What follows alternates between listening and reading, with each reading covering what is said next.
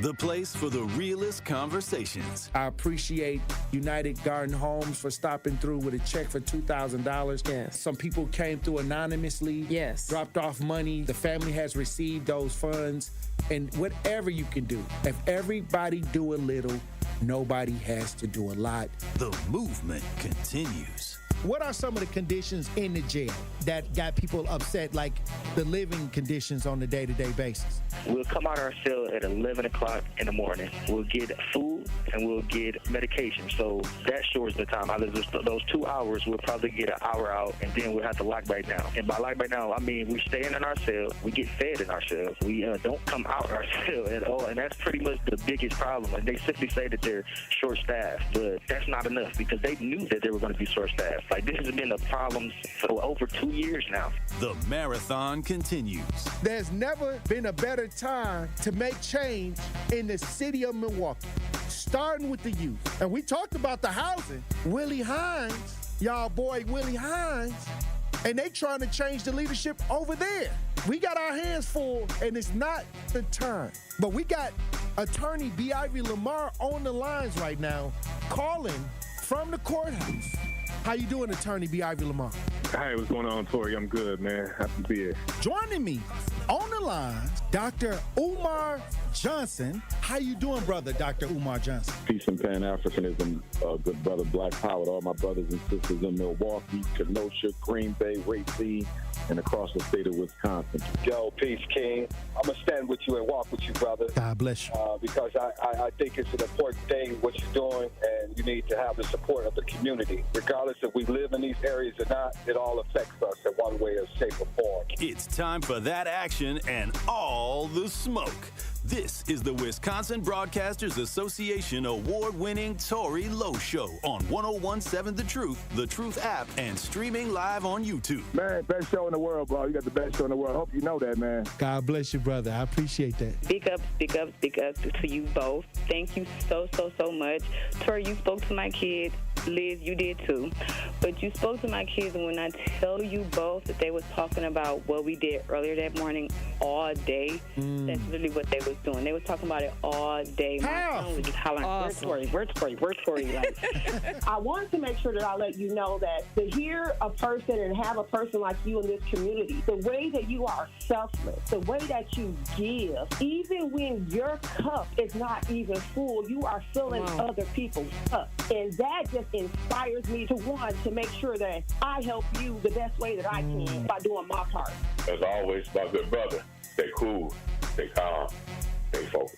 Now, live from the Avenue in the heart of downtown Milwaukee, here is the king of talk radio, Tory Lowe. Justice Wisconsin, the truth, the most requested advocate in the state. 101.7 FM, the movement continues. Yeah. Milwaukee, stand up. It's Tory Lowe, the truth.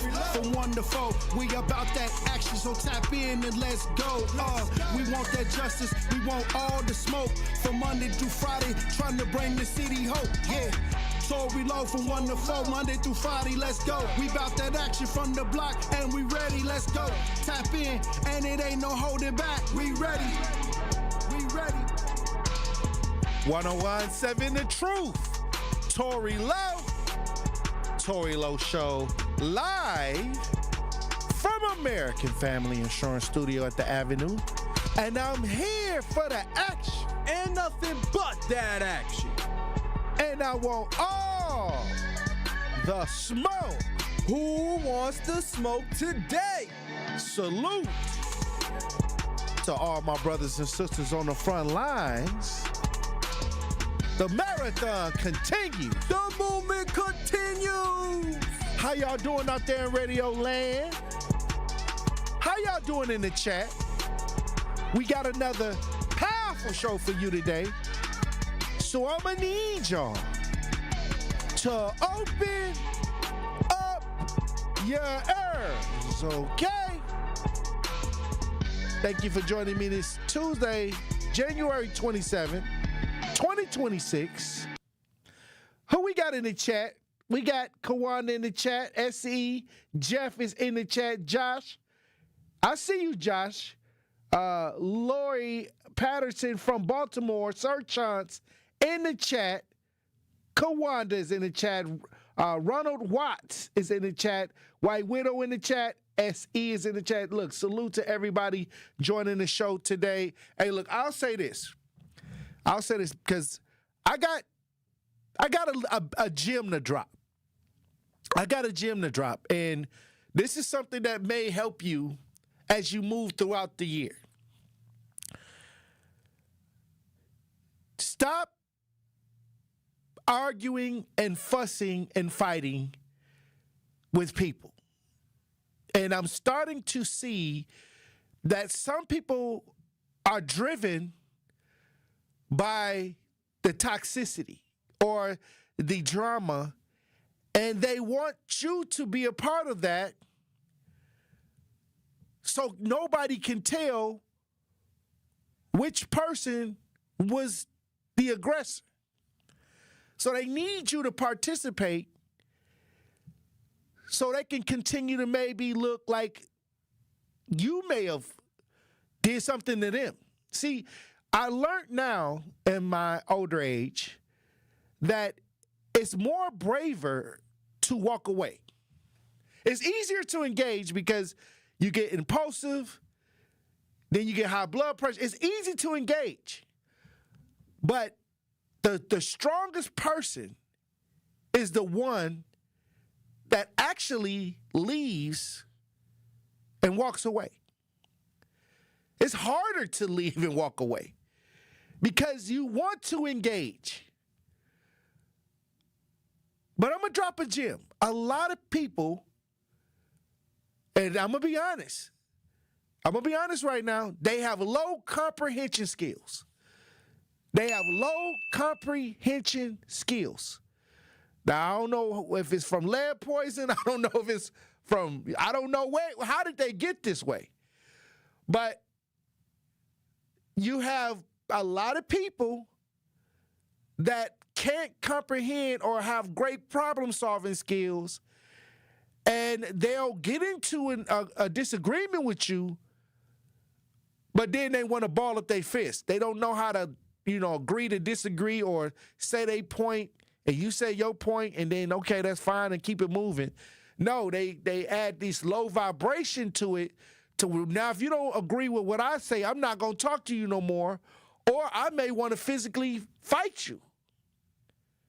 Have you ever been into a petty argument with somebody, and they was like, I'll beat you up? Like, it went from, you like, what? Like, okay, so is it that serious? In their minds, in the low comprehension, low vibration world, that's where it goes. And I'm going to throw another reference, another example out there. Baddies Club. They got a whole show of girls fighting each other because they don't agree with each other. I'm going to go way back. I'm going to go to another example. Jerry Springer. He found a bunch of these low vibration people to come on the show and fight, And I'll tell you this. It's a lot of people that don't know how to resolve any issues or don't feel like they won the fight unless they're yelling or they punching on somebody. Like, y'all, don't fall into the trap. Don't fall into the trap. I've learned that the best thing to do is to not engage. Like, recognize that everybody doesn't have skills to discuss their viewpoint without getting angry to a level where they may even cause you physical harm.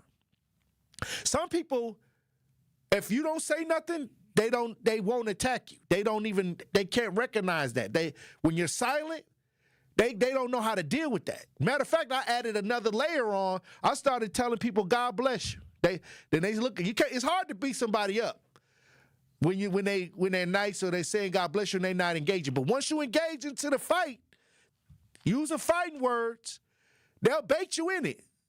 They'll say something harsh to you, and then you'll say something harsh back. Now you opened up the floodgates for whatever's going to happen. And you don't think that this can escalate and ruin your day and have you in a situation where it's physical abuse, but it all starts with a verbal altercation. It all starts with a verbal, many times.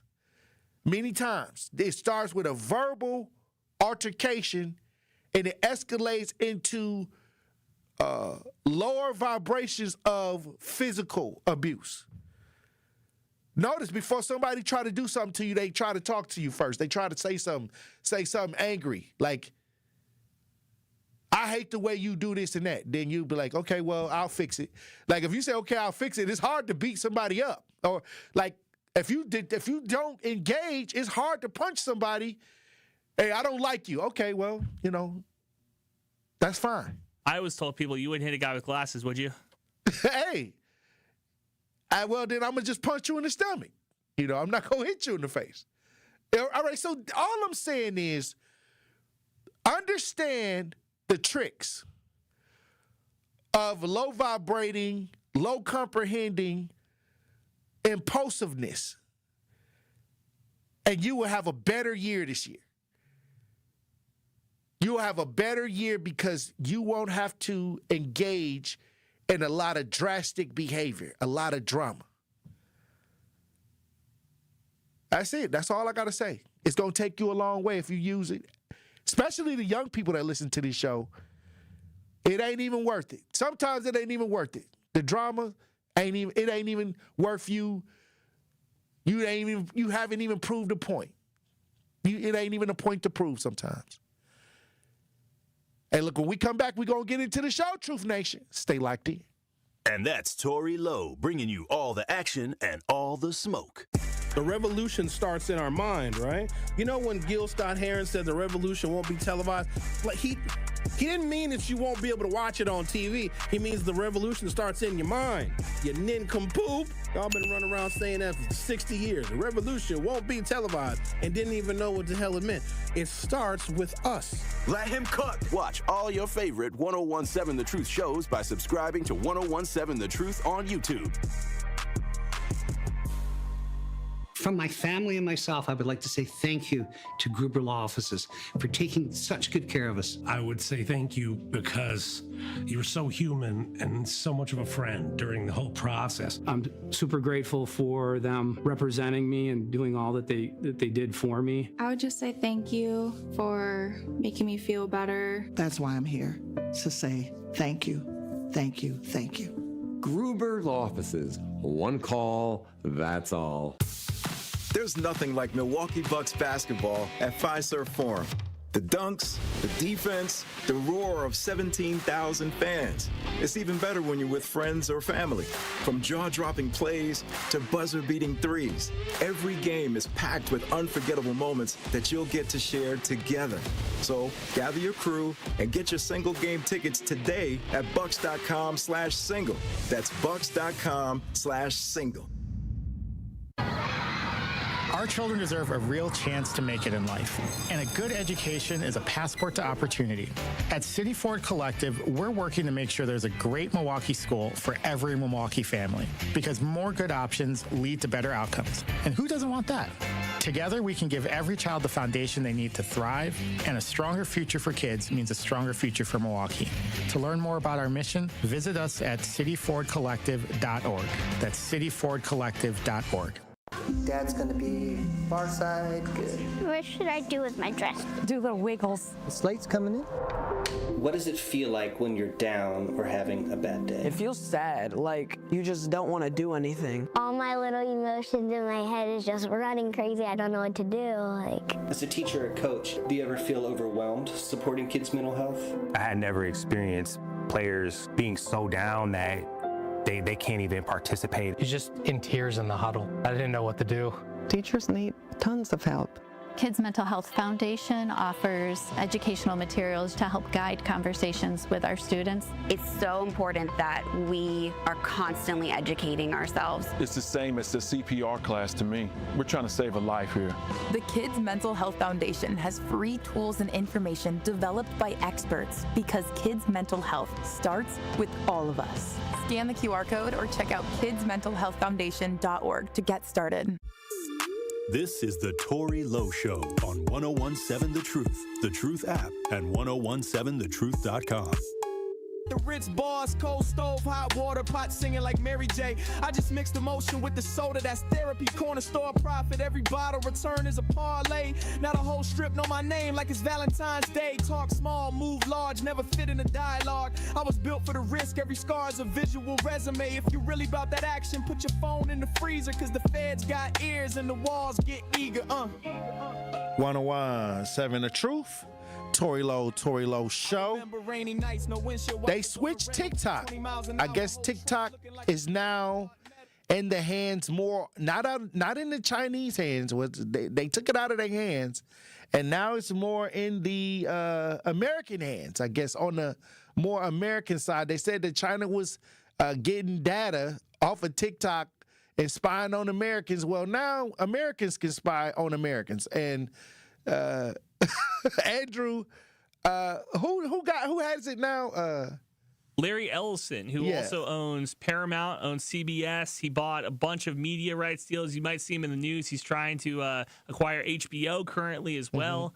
So big media rights guy. Okay, so now people are complaining that now the monetization is kind of funny. The money is kind of funny. America ain't trying to pay them for the information and the data like the Chinese was paying. It's funny how that works, right, Tory? It's funny how that works. I guess when you talk about TikTok, a lot of young people, they wanted TikTok. They didn't want it to go away.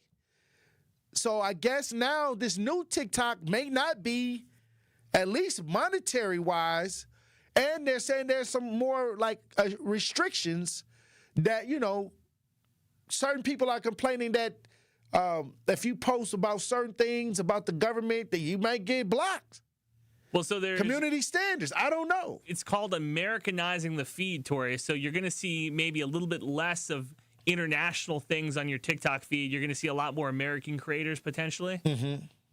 So what I'm saying is, so a lot of people finna go broke. A lot of those people who had those big followings, they're going to get less money.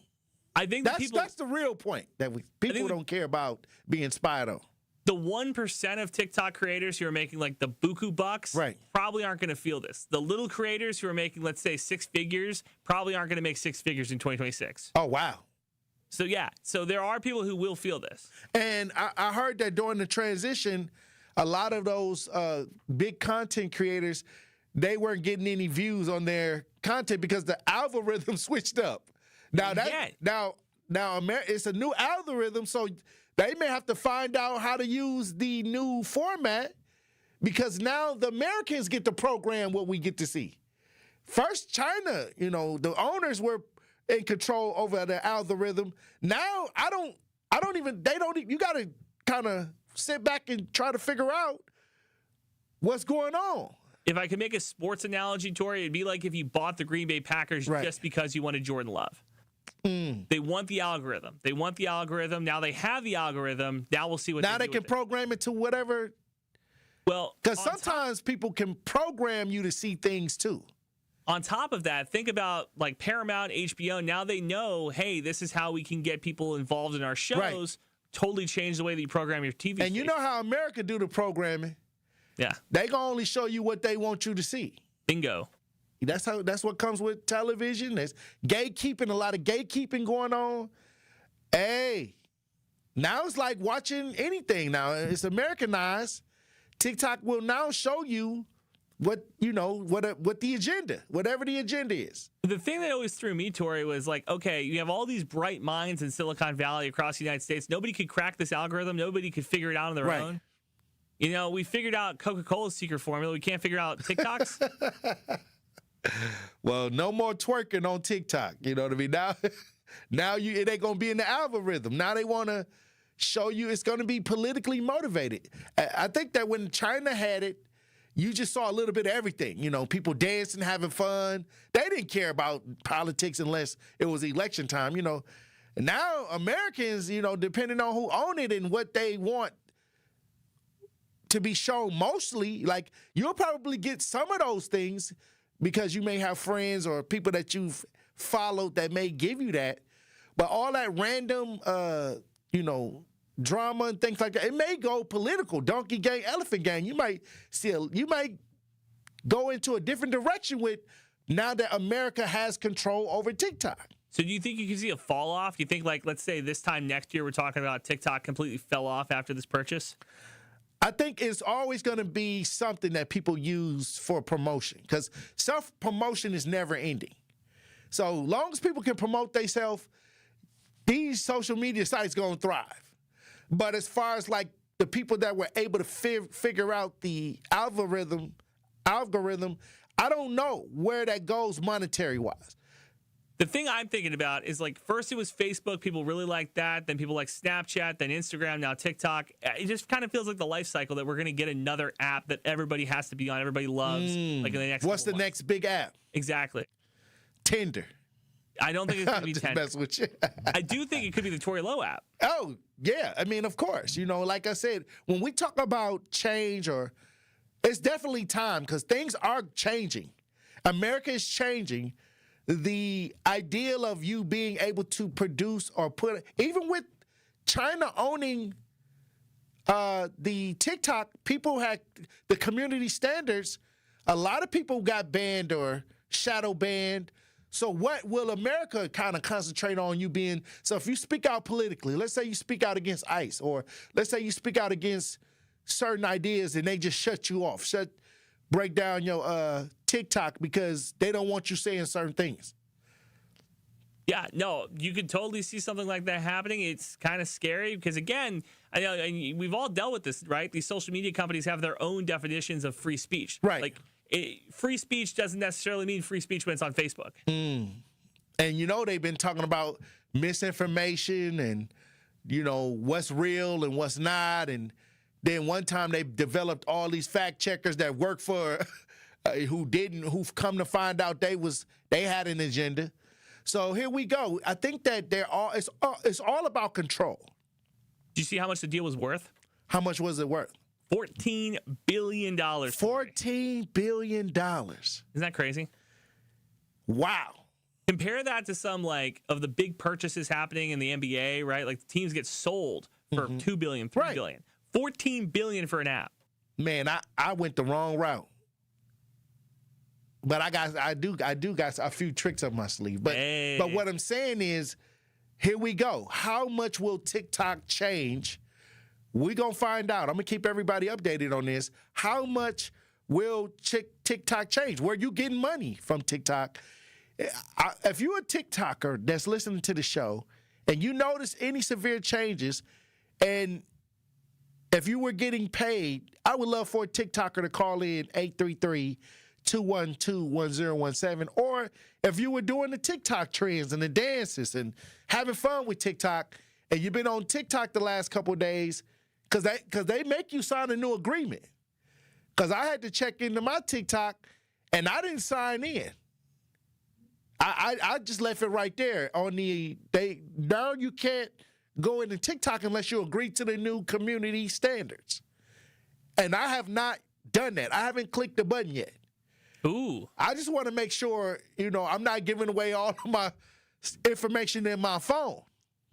So a lot of content creators, Tory, according to this article that I just pulled up, are saying that what they're worried about is tighter restrictions on their content. So like we said, with the algorithm changing, you potentially might not see the drama that you would see prior before it was bought by America. Right.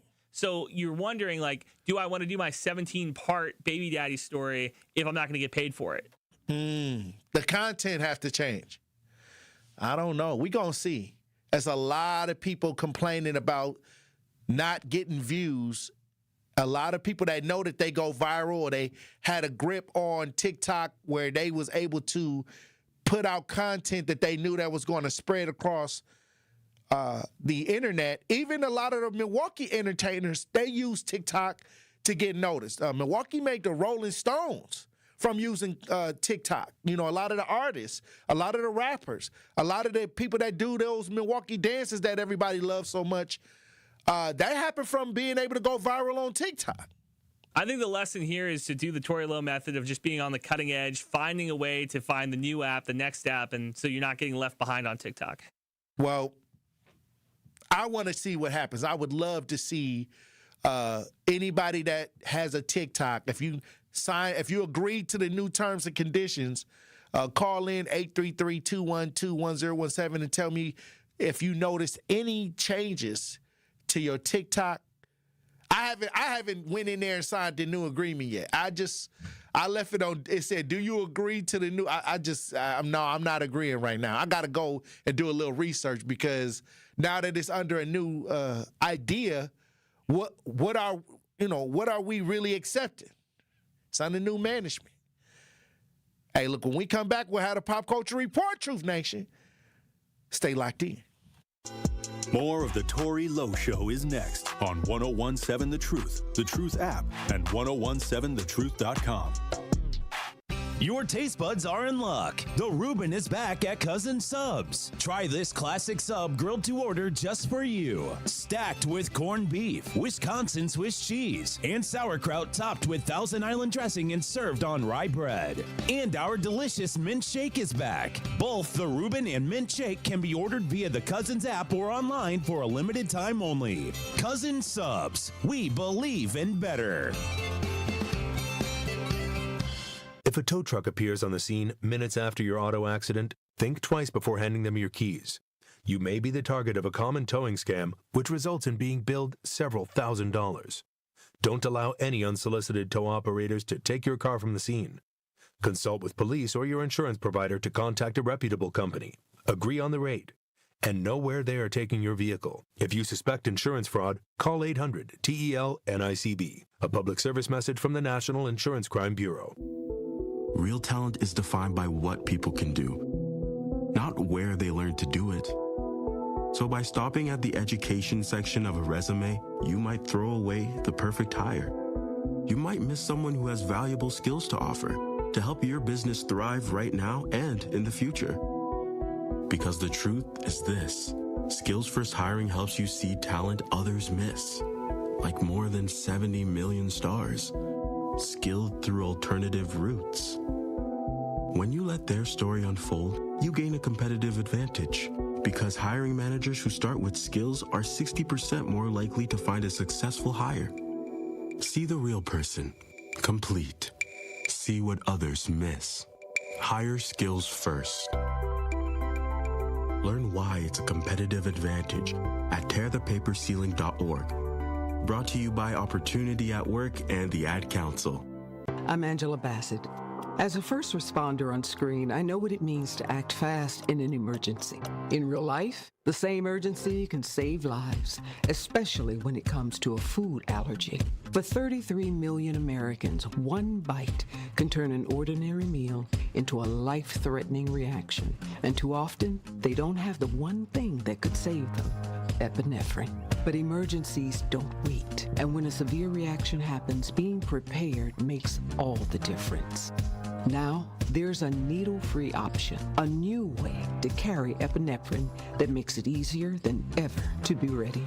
No needles, no hesitation, because when the unexpected happens, the best thing you can do is be ready. Know the risk, know the options. Be ready to act. Learn more at foodallergy.org/ready to act.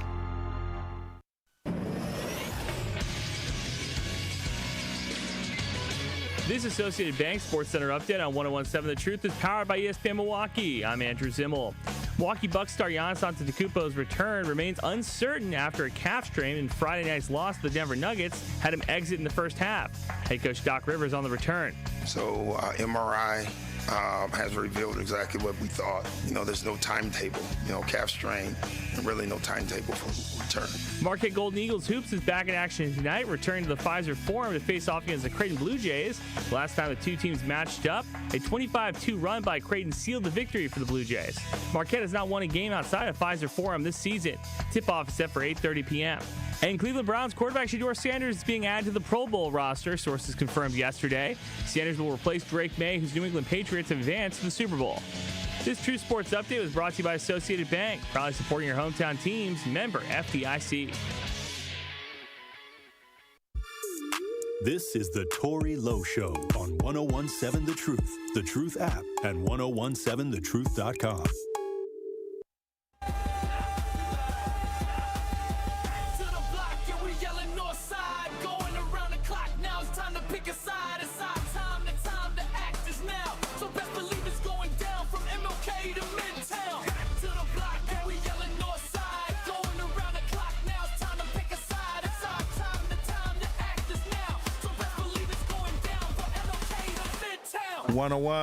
Seven The Truth.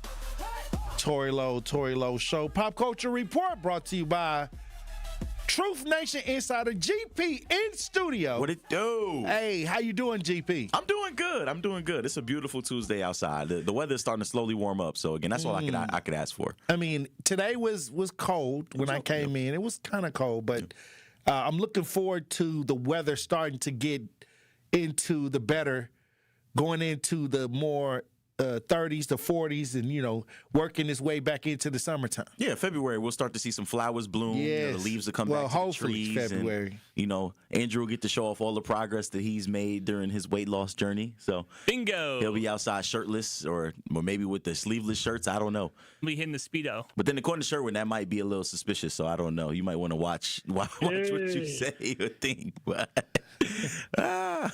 you mean? What happened? Well, apparently there was a segment that Sherwin dedicated today to things that men should not do, or else it should be deemed sassy. And so, I believe one of the top answers, a little zesty, was brunch. In no way, shape, or form. It's a very random pull, though. I think I don't know. I think brunch is acceptable as long as there's women around. I don't think a group of men, like 4 men, going for bottomless mimosas is at this point, do people really care if people zesty or not? No, I think zesty have came to the forefront. People almost welcome it. It's like something they get more likes when they turn zesty. A lot of people lean into it a lot. Blueface just had a dress on. Oh, I didn't see that one. Yeah, I thought it was AI, but I guess not. West Coast's biggest crib in a dress. Blueface, find the picture, Andrew. Blueface just came out with a fur coat on, blue fur coat on with a dress. Well, he had a perm going on the other day too. He started doing a lot of weird stuff since he came home. He started streaming and everything. I don't know why once they wear the dress, they saying that's a ritual.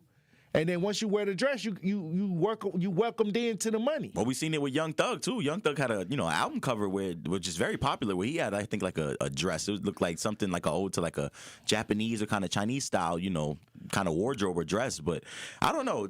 I think Sherwin is losing his mind. Apparently one of the other things that Sherwin kind of thought was a little zesty is a food allergy, which is kind of uncontrollable. I'm not sure exactly how you would have any control over that, but apparently being allergic to peanut butter makes you a little suspicious too. So. Allergic to peanut butter. See that's we reaching? That's a reach. This has been a popular trend because I know kids that are allergic, got peanut allergies and stuff like that. So like I said, I don't know. I mean, brunch. Come on now, what can a man do nowadays? Like you can't wear anything. I mean, there's so much going on. But you could wear a pink shirt. I mean, it's for breast cancer awareness. So, like I said. You think you're just reaching? You think you're just reaching? I think they're reaching. I think that I almost said something, but I'm gonna leave it alone. Because I ain't trying to. I just there's a lot. I would love to hear the top. I would love to hear the top 10. But if you watch this rebroadcast live, Blueface. Oh wow. Wore a dress recently. Blueface. Whoa, this is crazy. Yeah, he looks like Sully from Monsters Inc. But why is this? I don't understand. But this is what they do. When they come at you, I guess. Hey, look, you got to wear the dress. That's how some of the women look out in the bars nowadays. Here we go. Somebody will take Blueface home. I don't know. Wouldn't be me, but I wonder how much money you make from wearing the dress. Like, is it like an extra fee associated with it? You believe, or? I mean, that probably did numbers online. If that's real, I don't know if that's AI. I thought it was AI, but then all of a sudden, he got this new girlfriend, Stunner Girl, right? And they was out. So a lot of people don't want to believe that it's true, but I'm telling you, like. people have worn the dress in Hollywood. Absolutely, all the time. This dress thing is real. Well, they said it. I remember too, especially when I watched back on the Cat Williams kind of interview with Shannon Sharp, and he talked about, I believe, Ricky Smiley, how I think they were up for the same kind of role in some type of film, and Cat Williams refused, or he at least kind of got his part switched because he refused to wear a dress. And so they talk about how all the time they kind of see how far, some men or black actors, and, if we're kind of talking in that realm still, or how far they're willing to go in order to secure fame and kind of, that role. Dude is wearing a mini skirt, full stop. Reggie said he wearing a mini skirt. Put that picture back up. I never seen Is that a mini skirt? It looked like a mink. Some people saying that it's AI, but I'm going to tell you right now, Will Smith's son. Yeah.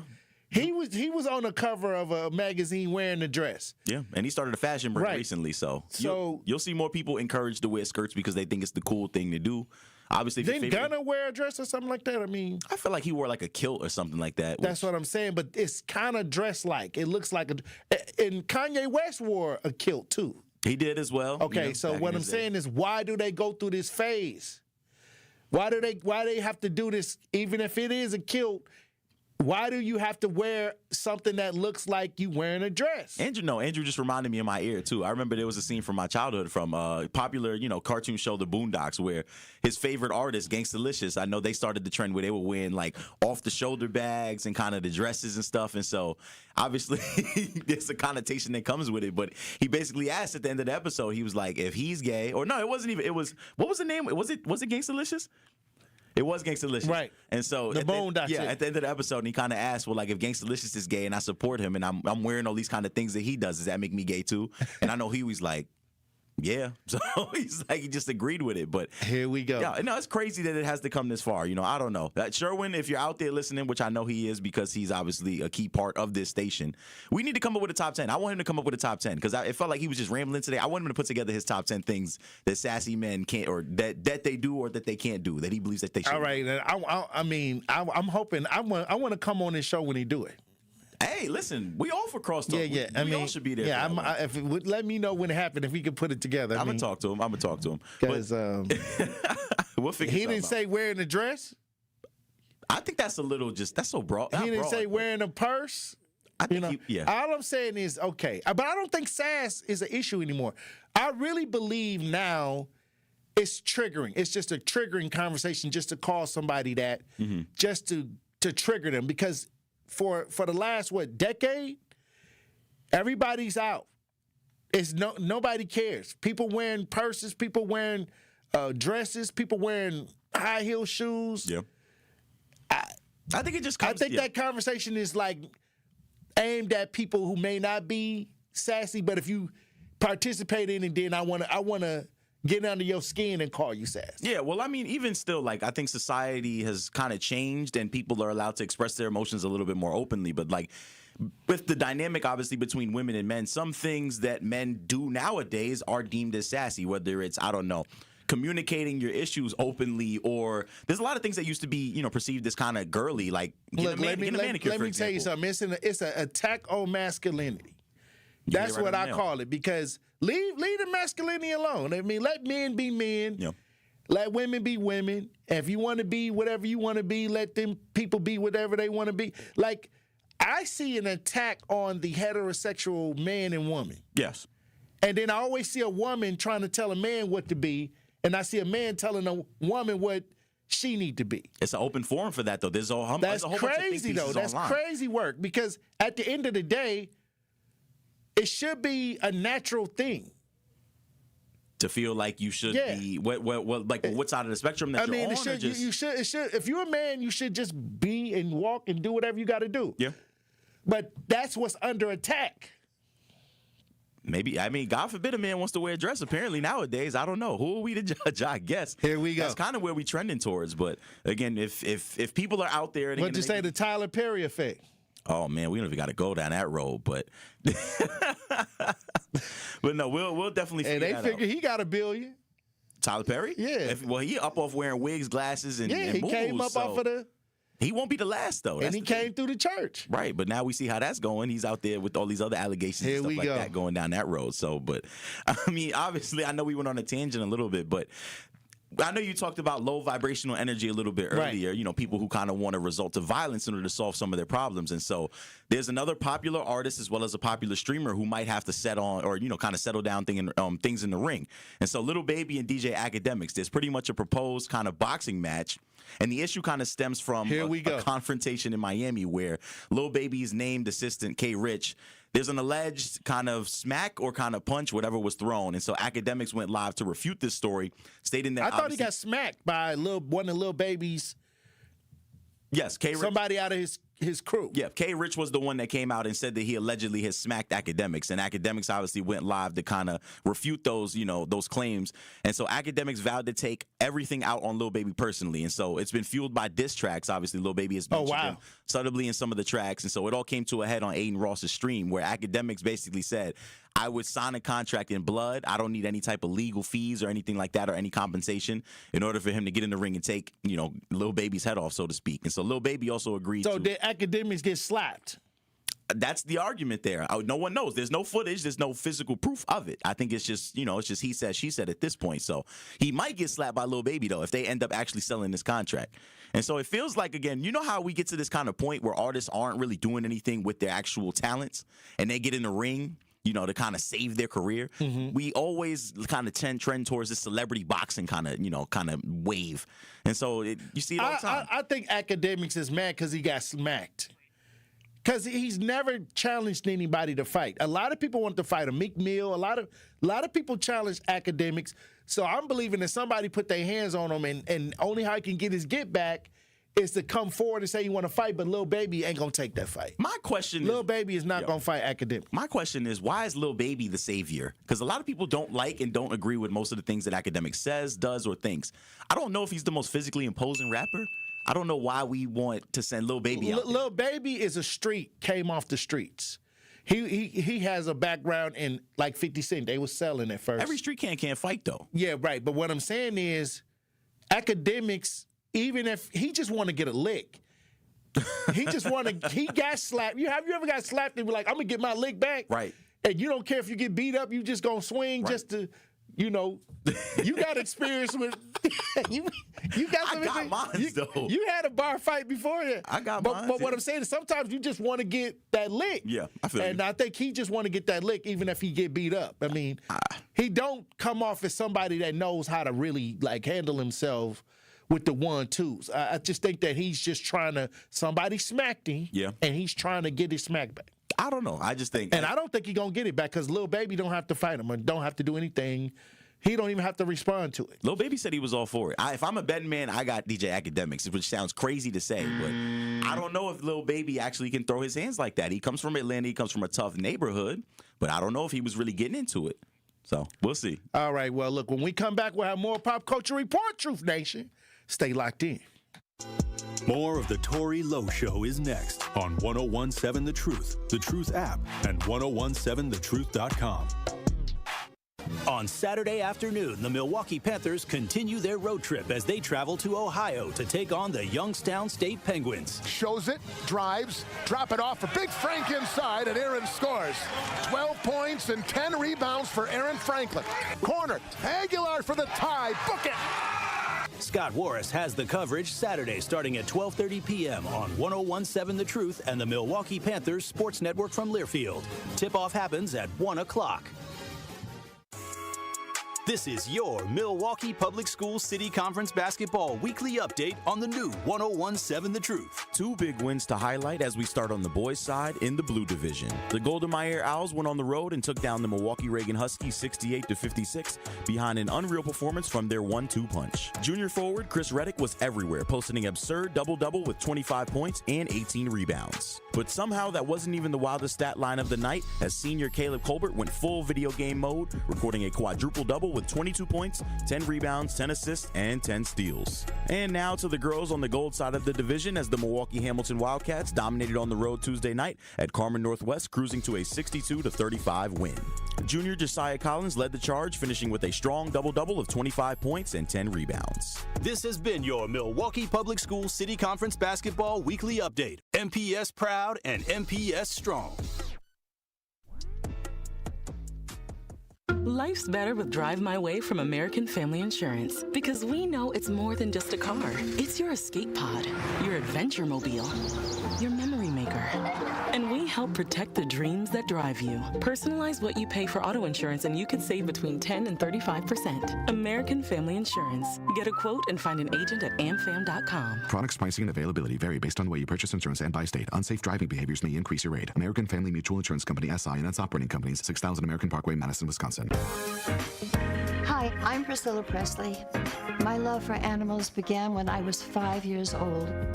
That sparked a lifelong commitment to speak up for animals who can't speak for themselves. Elvis and I supported American Humane Society because your compassion can change a life. American Humane Society strengthens the bond between humans and animals. Please visit AmericanHumane.org to learn more.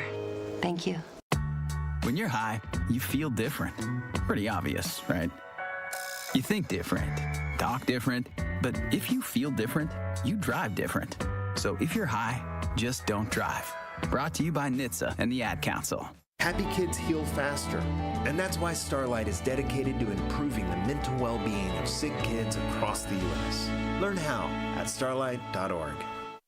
Gruber Law Offices, a proud partner of your Milwaukee Bucks. This is the Tory Lowe Show on 1017 The Truth, The Truth app, and 1017thetruth.com.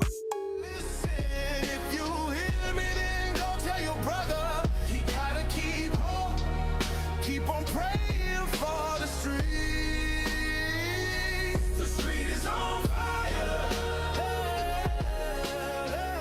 1017 The Truth.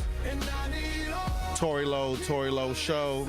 Pop Culture Report brought to you by Truth Nation Insider GP. What it do? GP, when was the last time you had McDonald's, Burger King, or KFC and you got a large drink? I'm gonna keep it 100 Saturday night. You got a large drink. It was icy cold. You know they say McDonald's Sprite just got a different kind of twang to it. It burns. I know. Damn near like acid. But no. Or is it the Sprite? It could be everything. Hold on. Let me tell you what. Okay. Now allegedly, 50. They said that samples. They took samples. Okay. They said 50% of ice samples at McDonald's. This is allegedly now. Mm-hmm. Burger King and KFC had alarming levels of poop bacteria. I'm sorry. What? Run that back again. 50%. I need a record scratch of for that. ice samples. 50% of ice samples at McDonald's, Burger King, and KFC had alarming levels of poop bacteria. Damn. Fecal matter. How they get that in the ice machine? Yeah, well, think about it. I mean, if somebody's dumping the ice into the machine, scooping it, and they go to the bathroom because they got to go to the bathroom. Let's say they don't wash their hands, or let's say they using gloves and they touching all kinds of stuff. I'm trying to tell you. So not a Coca-Cola. This is what they said. Not a Coca-Cola, but a Coca-Dookie. A cold glass of fecal matter. No, it's a cold glass of Sprite or Rhea. That's what it sounds like. I could believe it, though. Wow. When you got to think about it. When people go to restaurants like this, you're already sacrificing most of the nutritional things that you care about or that the body really needs. For example, I don't know if you've ever seen the movie Super Size Me, right? Mm-hmm. That was a movie that I saw in I think high school. And so it shows you again the process about how most of this stuff is farmed and all of the kind of deformities that these chickens and stuff have and how they grind up all the meat and the chicken nuggets and the burgers and how they manufacture stuff. So there's not a lot of sanitary conditions at a fast food restaurant. Well, I always ask for no ice. No ice? Yeah. Nah, I need it cold. It come out cold from the machine. Nah, no, it don't. Yes, sometimes it do. Sometimes the machine is actually cold. It's not ice cold, but it's not warm. I just don't trust it. It don't be crisp enough. My thing is like a DoorDasher, if I order it or something like that and they drop it off, they might ride around and they might have 4 or 5 different orders. So my Sprite might be watery by the time they get it to me. But when I think about it again, people, and cross-contamination starts with humans. So there's obviously someone who is manning the fryer or manning the ice machine and, all the other facilities who. And all I'm telling you is everybody, if you got 100 people in and they all working, it's going to be some contamination somewhere. Well, it ain't even that. I'm thinking about, too, you go to refill your cup and someone else obviously touched it and they got that ice. It's just a continuous spiral across contamination. So well, they saying that 50% of the ice samples that they took. It still tastes good. I'm going to still go to McDonald's. It ain't going to stop me. I'm not going to lie. I already poop bacteria. Maybe somebody building up immunity. Allegedly now. This guy's trying to lose the put the fork down challenge. Like he's actively going on his way to lose it. Nah, I'm the dark horse. I want to be the underdog in this competition. I'm making it harder for myself. You think E. coli is going to help you? It might. It might get me sick. I don't know. He said he's trying to build up the weight so when he come down, he lose more weight. I'm about to say, yeah, exactly. Tory knows my strategy right here. It's working for me. He's trying to go up to come down. You just going down. His cholesterol levels got to get checked. I need a blood test to start 2026. Oh wow. Yeah, I don't know. I just scheduled a checkup. My yearly checkup. I just scheduled that. My dentist appointment. Right. I got to do my eyes. I got to get my eyes checked. Everything. It's important. It's the beginning of the year. Like I said, it's a lot of people checking out before their time is supposed to come. So, again, go to the doctor. I got my teeth checked, I believe, prior to the year. I kind of ended, but I got to follow up going up soon. Got to get my physical and everything, make sure everything is working, so I can stay at my best and my fittest, all year long. So, got to make sure you get that mind chart straight. I'm already knowing. And it ain't a lot of people. It ain't a lot of people that can show a mind chart. So.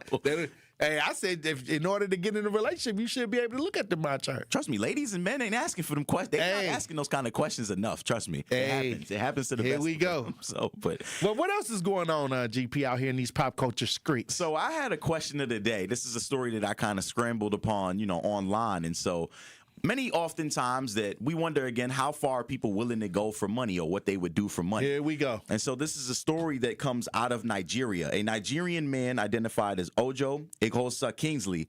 He was sentenced to a year in prison after opting for incarceration rather than paying a $1 million or 1 million USD error credit, which was sent to his account. So essentially, his bank wired him some money that was not due to him, and they obviously charged him with, I don't know what the charge necessarily would be, but, for someone else. He spent the money. Well, I damn sure did, because I don't know. I'm not asking no questions if $1 million popped up on my account. Right. But my question of the day for you was, would you rather spend a year in jail, or would you rather give the $1 million back? Do I get to keep the $1 million after I spend a year in jail? From what I've gathered, they did not garnish this money, or they did not, take any other legal action to kind of get it back. He's just serving time, and he will come home a millionaire in a year. That's what we're going to assume.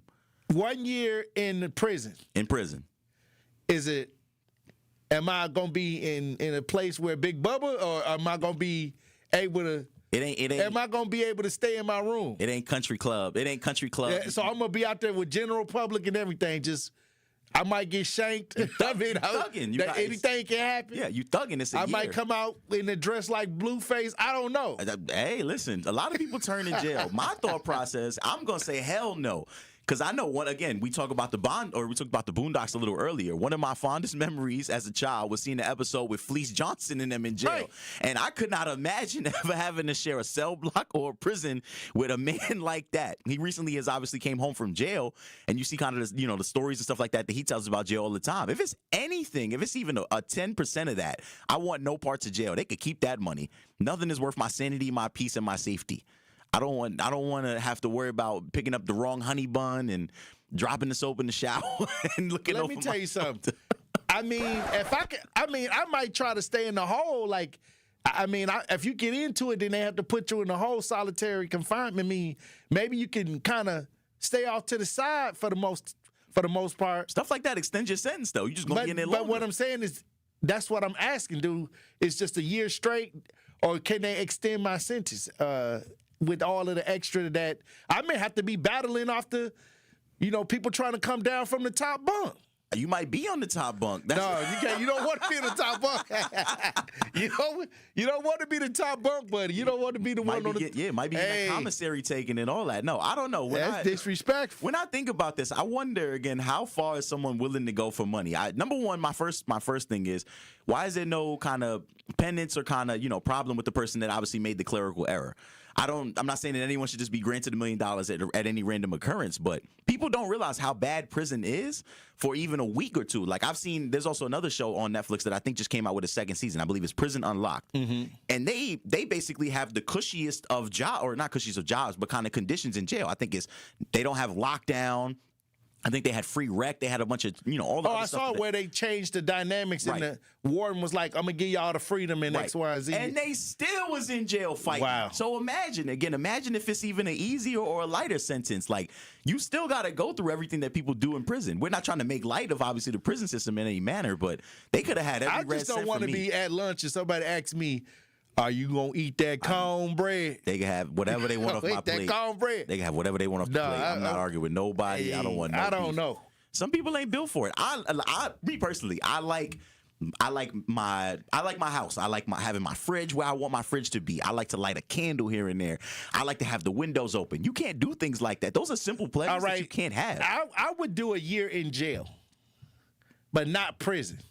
Nah, none of it. I would do jail. Not the county, not the intake, not the bookings. I wouldn't go off to prison. I don't want no parts of it. I'm a big dude. I can handle myself. I don't want no parts of nothing that nobody got going on inside behind the bars. I think it's harder to get got in jail. Oh, no. How do you know?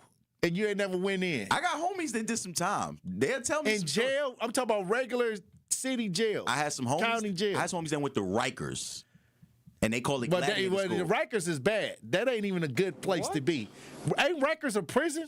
Yeah. It is. Yeah, And I'm it's one talking of the about most the local. dangerous- I'm talking about the jail. Like the prison and jail is different. I mean, everybody got a homie that did a little bit of time for something petty, obviously, but even still, though, there's dudes that are I don't want to say lifers, but there's continual or repeat offenders, people that got some status and some stain in jail. And so if you don't follow the protocol, you might have a meeting with Bubba and Johnny and Joe. Sincere Running Ray Real says your time in prison will go by quicker. He a lie. Lights out, and he get that tap on the shoulder. one and only G Moore says he right, Tory. Minister Kevin says y'all watch too much TV.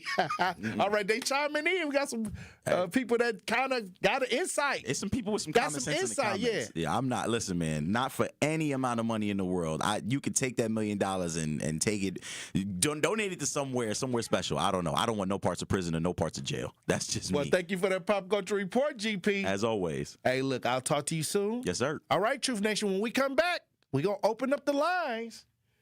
Stay locked in. He's the voice for the people and the community's connection to change. Regroup, rethink, and reshape and get on the front lines. It's only to your benefit. I always tell people, you helping the overall ideal of a better community, it actually helps you out. It helps you out. It helps your family out. It's time. Do not bring that reactionary attitude into the new year. This is the best time to start fresh.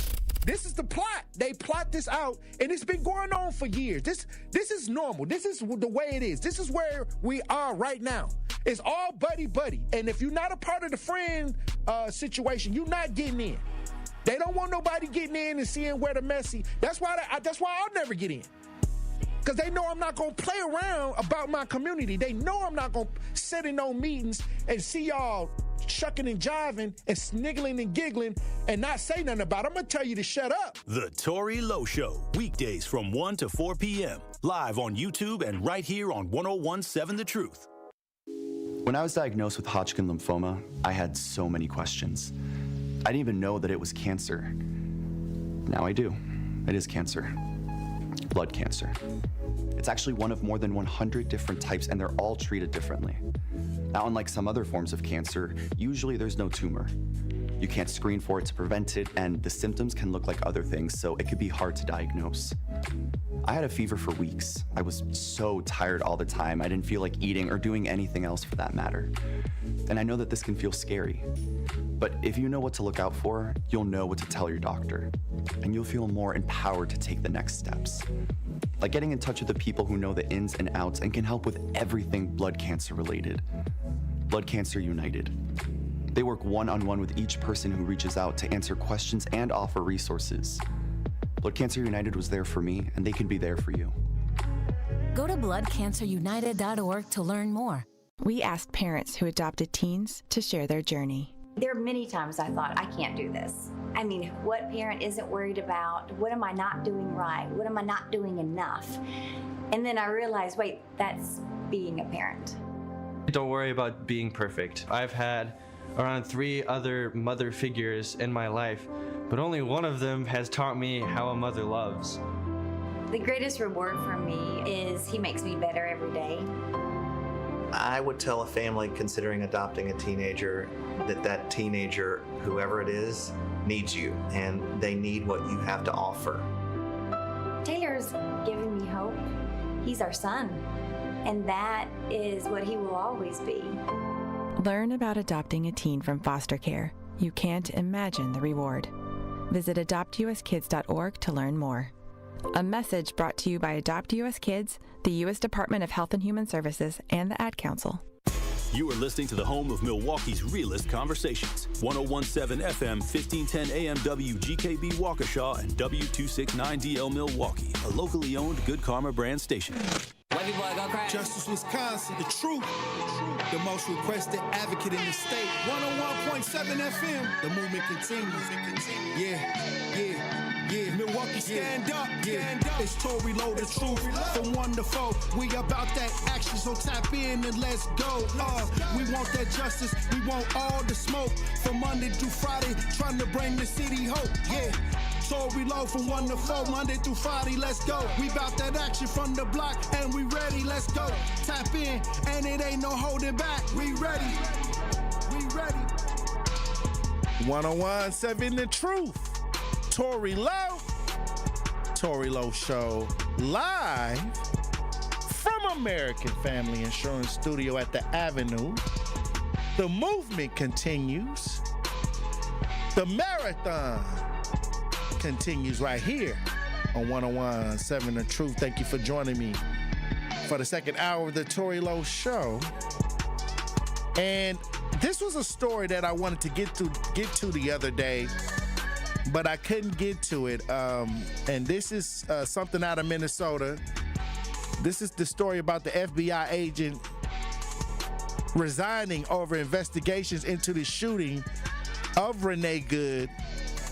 And it's heated up in Minnesota. And there were people on social media posting that ICE was out here in Milwaukee being reckless, but some of those posts were deemed to be not true. But you could tell everybody's on the edge of their seat. They've been watching the stir in Minnesota. But I'm gonna tell you this. They not gonna act like that in Milwaukee. Milwaukee protesters are a little bit different. I know Minnesota going up right now, but I'm telling you, Milwaukee after 2020, the way Milwaukee protested in 2020, and the way they was, all up in the face of law enforcement and things like that. This is why I say this one you may want to set it out because it's federal. This is why I say the price that you're going to have to pay for the federal charges ain't worth it. But I'm going to tell you right now, what's happening in Minnesota, Milwaukee is, if y'all go back and don't forget, we walked from Milwaukee to Washington, D.C. People was out here marching every day in the city of Milwaukee. Milwaukee got some diehard protesters and some veteran protesters out here. What I'm saying is, it's going to be, if they ever try to come to Milwaukee and do what they doing in Minnesota, and the protesters start engaging with ICE in Milwaukee, y'all thought Minnesota went up. And I'm gonna tell black folks now. You see what they did with Renee, and what was the guy name? I can't remember off the Alex. Yeah. They shot them, and now white people are experiencing what we've been experiencing for decades, for a long time when it comes to law enforcement. Understand what I'm saying? We've been feeling that way, that unjust shootings and all of that for a long time, and hopefully maybe we can come after some laws and change some laws, qualified immunity and things like that. Maybe now that everybody's feeling that pain, maybe we can get some qualified immunity laws erased, from law enforcement. If we don't get that from that, then we lost. Like, if they start saying get out and vote, then it's a trap.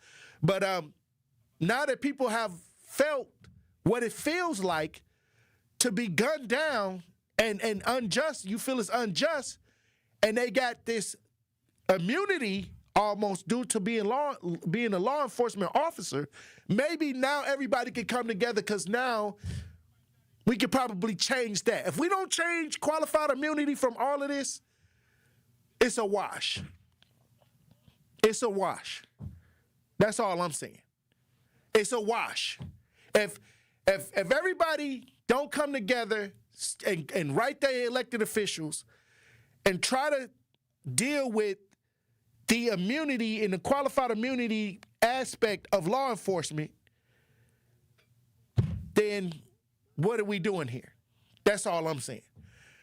But I wouldn't go out there. You ain't gonna see me out there because I know the prices.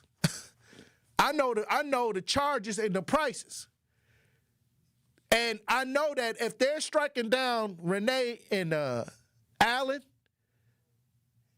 who? Alex, yeah, Alex. I don't know why I'm not getting his name right today. But he went out there. I didn't go out there. I told people not to go out there, so I don't know them people. But what I'm saying is, when you see things like that, in these videos out there where they show that he may have been unfairly shot. From what I seen, I kind of saw the video, and it looked like something I done seen 100 times with black people. And what I'm saying is now, if we can't come together and get some laws changed, then okay. I'll be a part of that. I'll get involved in that. I'll go after the qualified immunity part. That's all I'm saying. I'll do that because I've been up in Madison fighting for that very thing. And we tried. We tried in 2020. We tried. I was up in Madison in a lot of meetings trying to do it. But whites, a lot of white people was like, we don't know about that. We don't know about that qualified immunity part. But we'll eliminate chokeholds and other stuff, you know. But now that we got examples of non-blacks being treated like so many blacks that have been on video, shot, and a lot of times they tried to justify it, like they doing now. Okay, well, maybe we can get some laws changed, and that's where it should go. That's at least where the energy should go. But we got some people resigning. An FBI agent resigns off of the shooting from Minnesota. We got some video if you're watching this broadcast live. Let's listen. As the largest protest since this shooting took place in this city, with thousands of people out in freezing temperatures, and their message is they want ICE out of this city. They do not want to see detention of people in their neighborhoods, and especially not the detention of children. One of the school districts in this area said at least 4 children were detained this week. Here's the reaction from one of the protesters. What is wrong with you that you would do that to a child? It just fills me with sadness for the children, for the families. And we now know of 2 of the children that were detained, 5-year-old Liam and 2-year-old Chloe. DHS saying both of these children were with their fathers who had deportation orders when they were detained. In Liam's case, DHS says the father tried to run away and abandoned his child. And in both cases, DHS saying that their mothers refused to take custody. Now, the school district disputes this and says Liam was used as bait to get the parents. And overall now, DHS is saying that the children have been reunited with their parents at a detention facility. Laura. All right, Camila, thank you. Hey, where was they totally didn't remove the... Oh, wow. All right, well, see if you can find an actual video. But that was when I hear about the families that came over here that are undocumented and they going back and things like that, these are the same stories I heard when Obama was in office. You know, these are the same issues that many presidents have to address in whatever way they have to address. And it's all ugly. But now the magnifying glass is on the situation, and a lot of people feel some kind of way. And I'll tell you this, you can feel whatever way you want to feel. You can protest, you can get out there and do whatever you feel like you need to do. But all I'm saying is be careful. I'm not here to tell nobody, you probably shouldn't. I'm going to say stand down to the people that want to listen. But if you get out there, just understand that the federal expenses are high. And if you black and you on the front lines and you seeing that Renee and Alex is getting shot, they gonna shoot you. You know what I mean? They gonna definitely shoot you. You see them getting popped, okay, what you think they finna do to you? I'm not trying to, spook you out. I'm just telling you something we already know. And that's why a lot of black people ain't out there.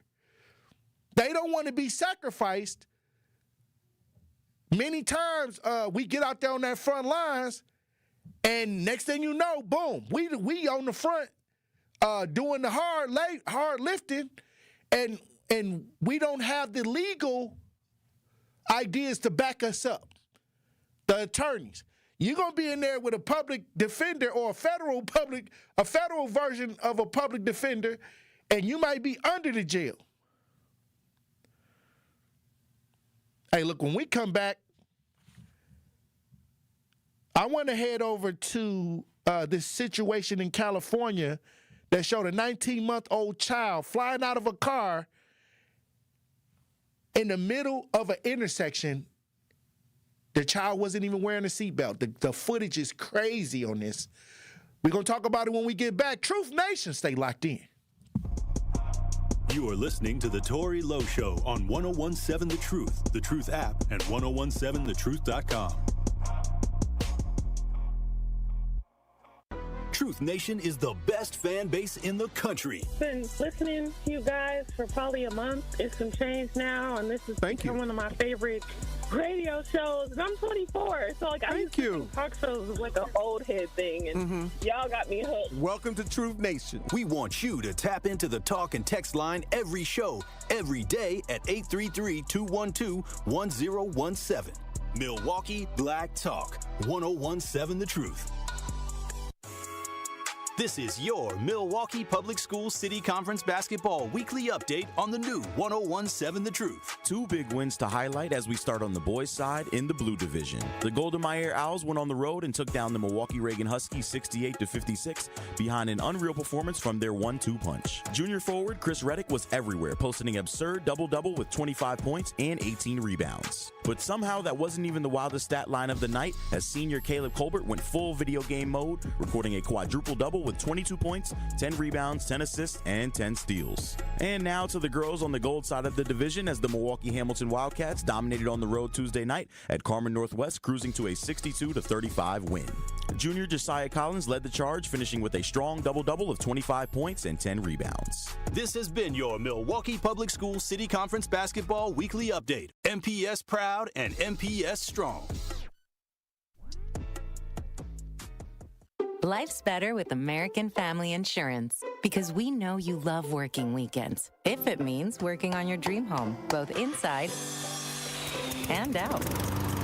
And we're here to help protect those dreams so you can enjoy peace of mind. Save up to 40% when you bundle home and auto. American Family Insurance. Get a quote and find an agent at amfam.com. Products, pricing, and availability vary based on the way you purchase insurance and by state. Some exclusions apply. American Family Mutual Insurance Company, SI, and its operating companies, 6000 American Parkway, Madison, Wisconsin. Hi, I'm Brittany Miller from Big Frog Custom T-Shirts and more. Custom T-shirts, sweatshirts, jackets, hats, you name it. We can do it. Big Frog Custom T-Shirts and more is family-owned and all about celebrating life's big moments. Maybe it's a milestone birthday, a celebration for your child's first goal, or that work fundraising event. We are everyone's printer. No minimum orders, affordable designs, and help straight from me and our team. We're the one-stop shop for all your custom needs. Start your project today at bigfrog.com/Mequon. Good Karma Brands is proud to be an equal opportunity employer, providing equal employment, development, and advancement opportunities to all teammates and applicants. To learn more about careers with us, please send an email to talentacquisition@goodkarmabrands.com. That's talentacquisition@goodkarmabrands.com. This is the Tory Lowe Show on 1017 The Truth, The Truth app, and 1017thetruth.com.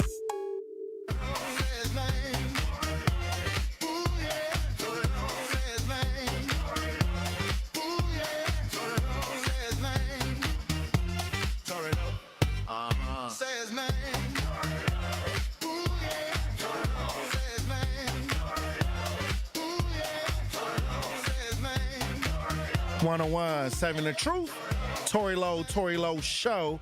We got to head over to Southern California, Truth Nation.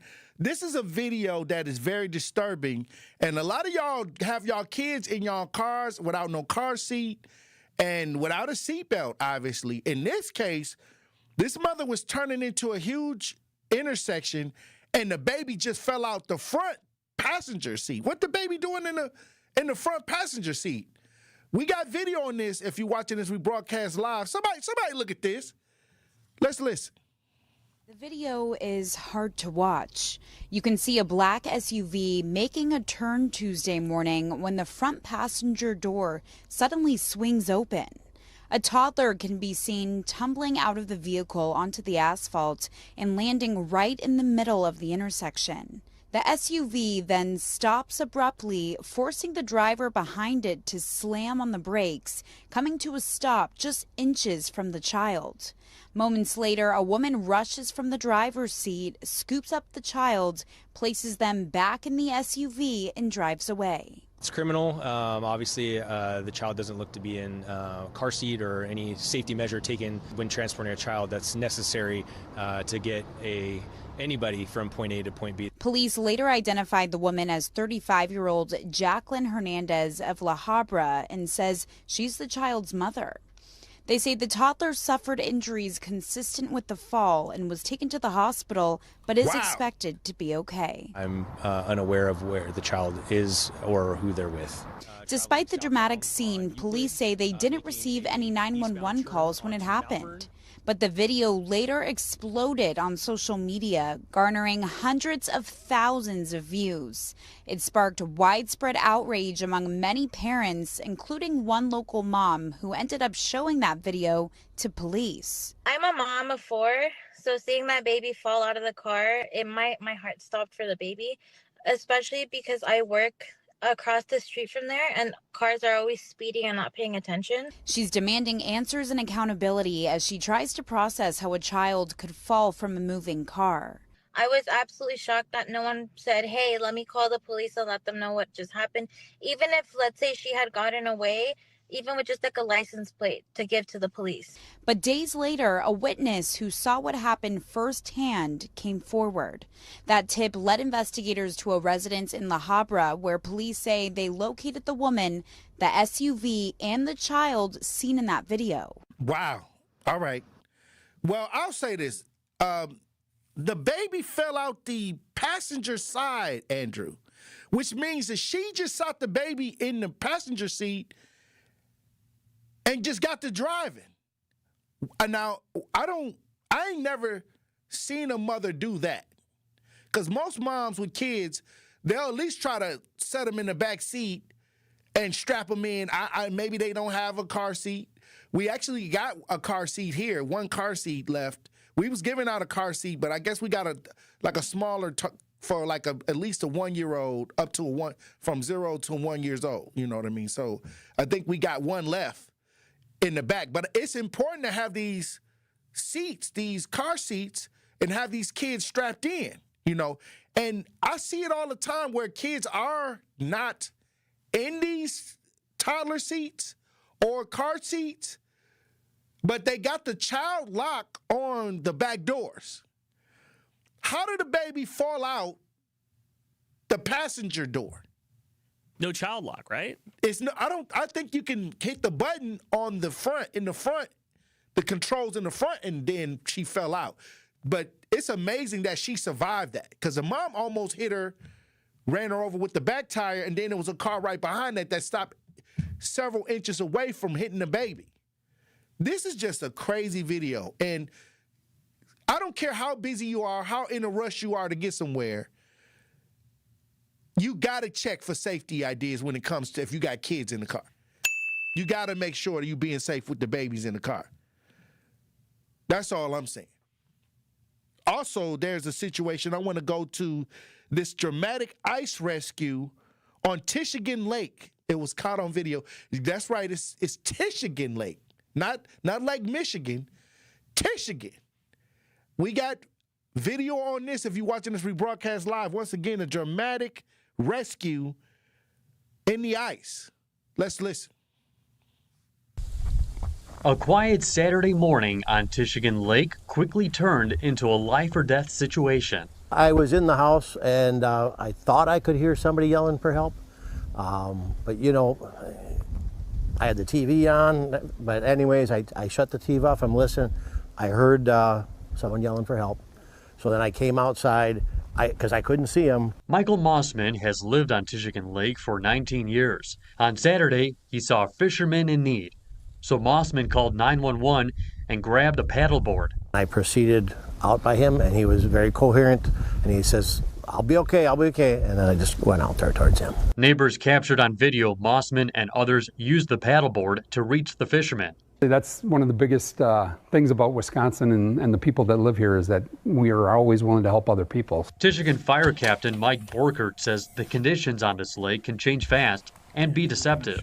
The first and most important thing to keep in mind is that no ice is ever 100% safe. So you always have to plan for the worst case scenario if you're going to go out on the ice. Mossman says this isn't the first time he's helped rescue someone on the lake. He wants everyone to be safe on the ice. Stay off of this end because it's really iffy. It changes by the day. This ice rescue is a reminder that ice conditions can change.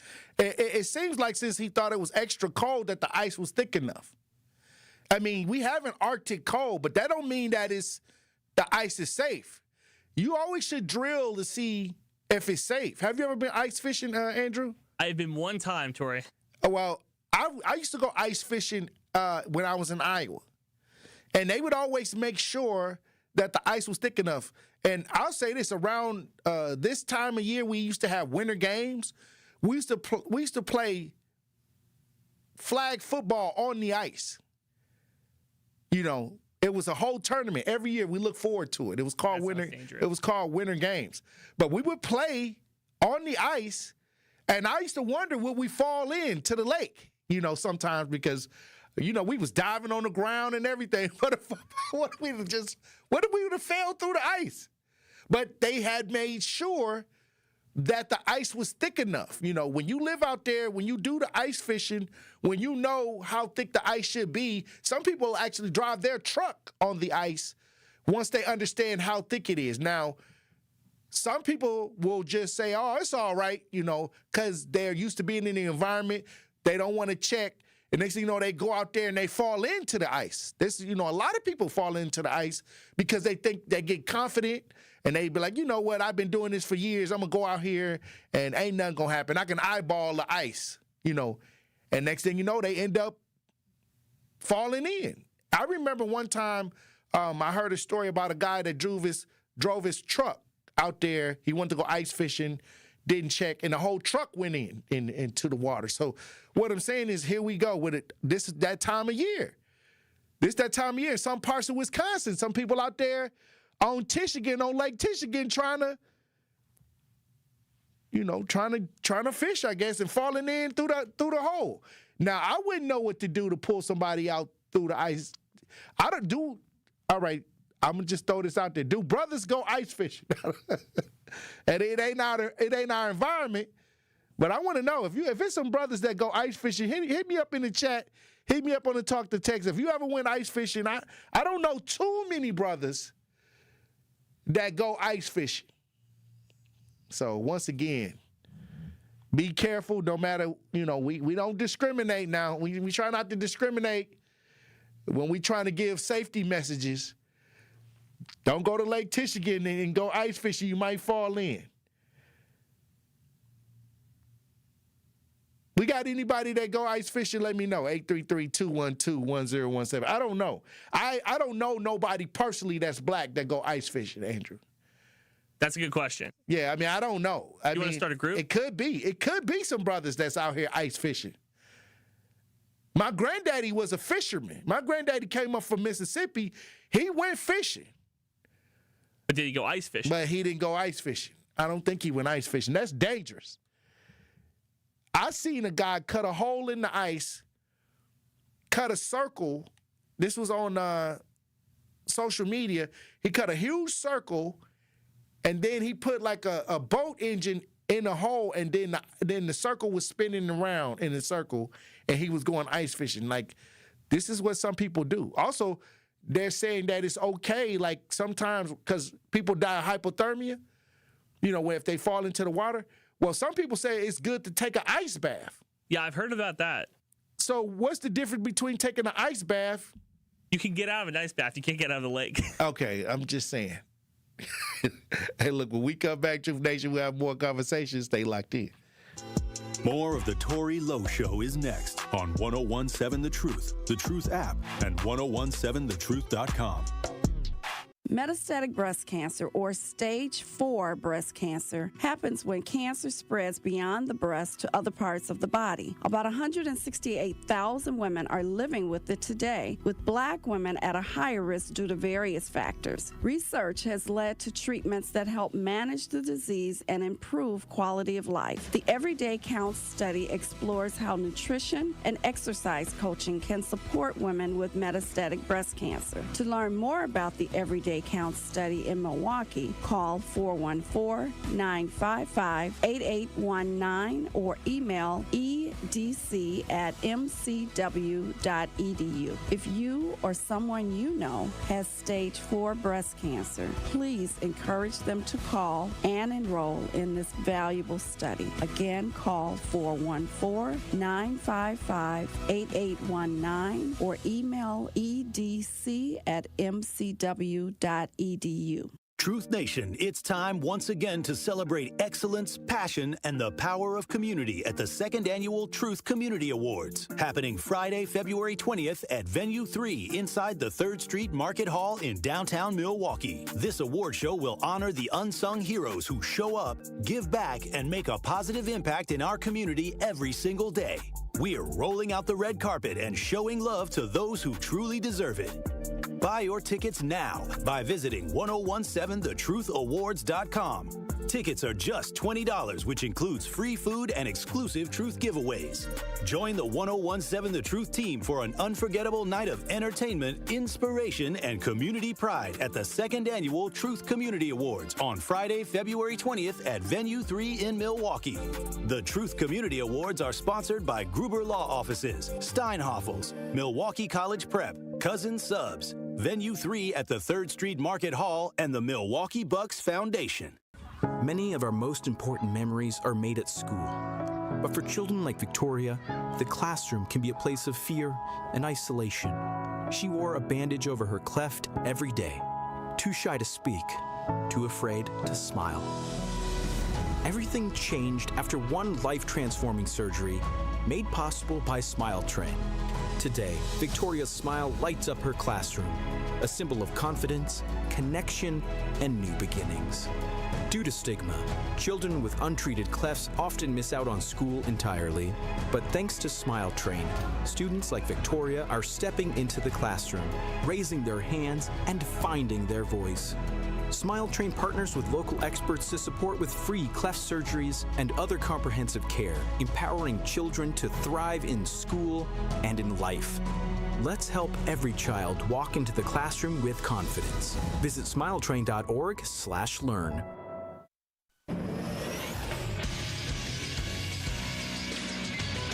This Associated Bank Sports Center update on 1017 The Truth is powered by ESPN Milwaukee. I'm Andrew Zimmel. Milwaukee Bucks star Giannis Antetokounmpo's return remains uncertain after a calf strain in Friday night's loss to the Denver Nuggets had him exit in the first half. Head coach Doc Rivers on the return.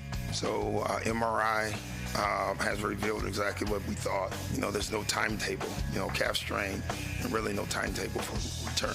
Marquette Golden Eagles Hoops is back in action tonight, returning to the Pfizer Forum to face off against the Creighton Blue Jays. The last time the two teams matched up, a 25-2 run by Creighton sealed the victory for the Blue Jays. Marquette has not won a game outside of Pfizer Forum this season. Tip-off is set for 8:30 p.m. And Cleveland Browns quarterback Shedeur Sanders is being added to the Pro Bowl roster, sources confirmed yesterday. Sanders will replace Drake May, whose New England Patriots have advanced to the Super Bowl. This True Sports Update was brought to you by Associated Bank, proudly supporting your hometown teams, member FDIC. This is the Tory Lowe Show on 1017 The Truth app, and 1017thetruth.com.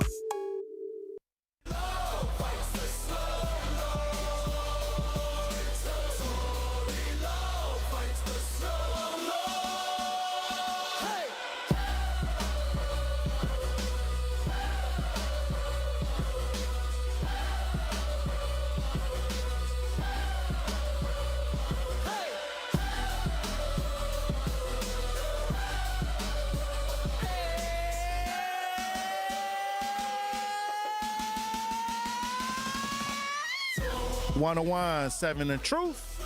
Tory Lowe Show. Milwaukee apartment building evacuated. Tenants are unsure what's next. We got some video. Once again, it's the coldest time of the year. Tenants being evacuated. We got video on this. Let's listen.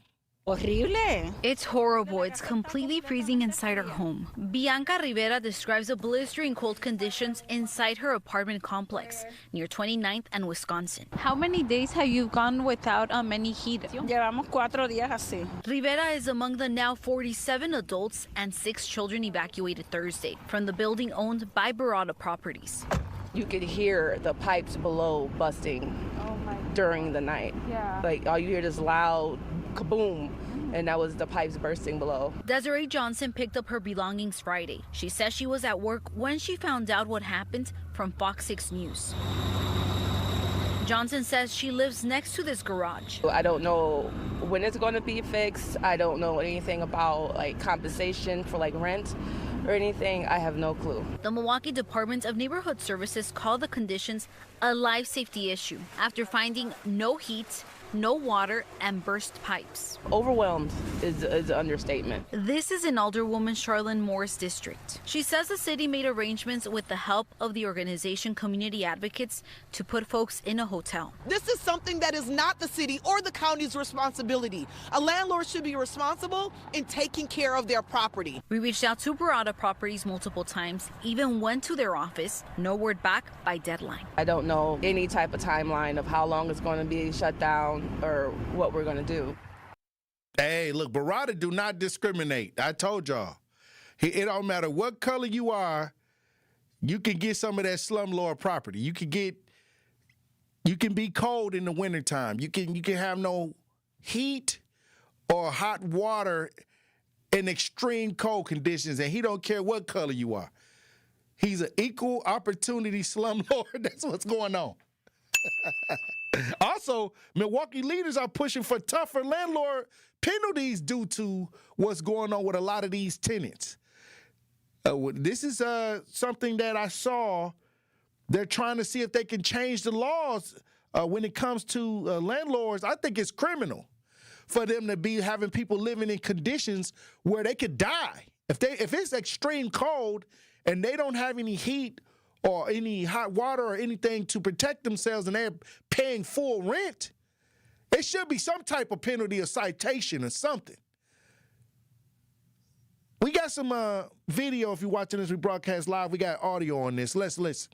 We are putting landlords on notice. Bursting pipes, no water, and no heat. That's what temporarily shut down this 36-unit apartment building near 29th in Wisconsin. 48 adults and 6 kids had to leave their homes as Department of Neighborhood Services called it a life safety issue. Monday, city leaders outlined next steps. You might have a person who you rest assured if you don't turn that rent check in time, you're going to hear from them. But when you call them at 10 below zero, you can't get them to pick a phone up. Wow. That is wildly unacceptable. That has to stop. They clearly have the resources to provide proper maintenance and proper equipment in their buildings, but they choose not to out of greed, pure and simple. Alderman Bob Bauman says he's putting together an ordinance called Chronic Violator Ordinance. The goal is to charge landlords a significant fine, up to tens of thousands of dollars, instead of just a couple hundred. Right now, the fines and the penalties that we have in place does not get the attention of the major landlords. Vince Toney isn't convinced. I'm just dissatisfied with City Hall. He says he's had years of issues with his landlord, piled up trash, crime. He says he's reported everything to the city, but nothing's changed. I just think it's fluff for me because these are things that have been talked about in the past, and we are not proactive. We wait till something to happen, and we want to hold a press conference to fix the problem. He right.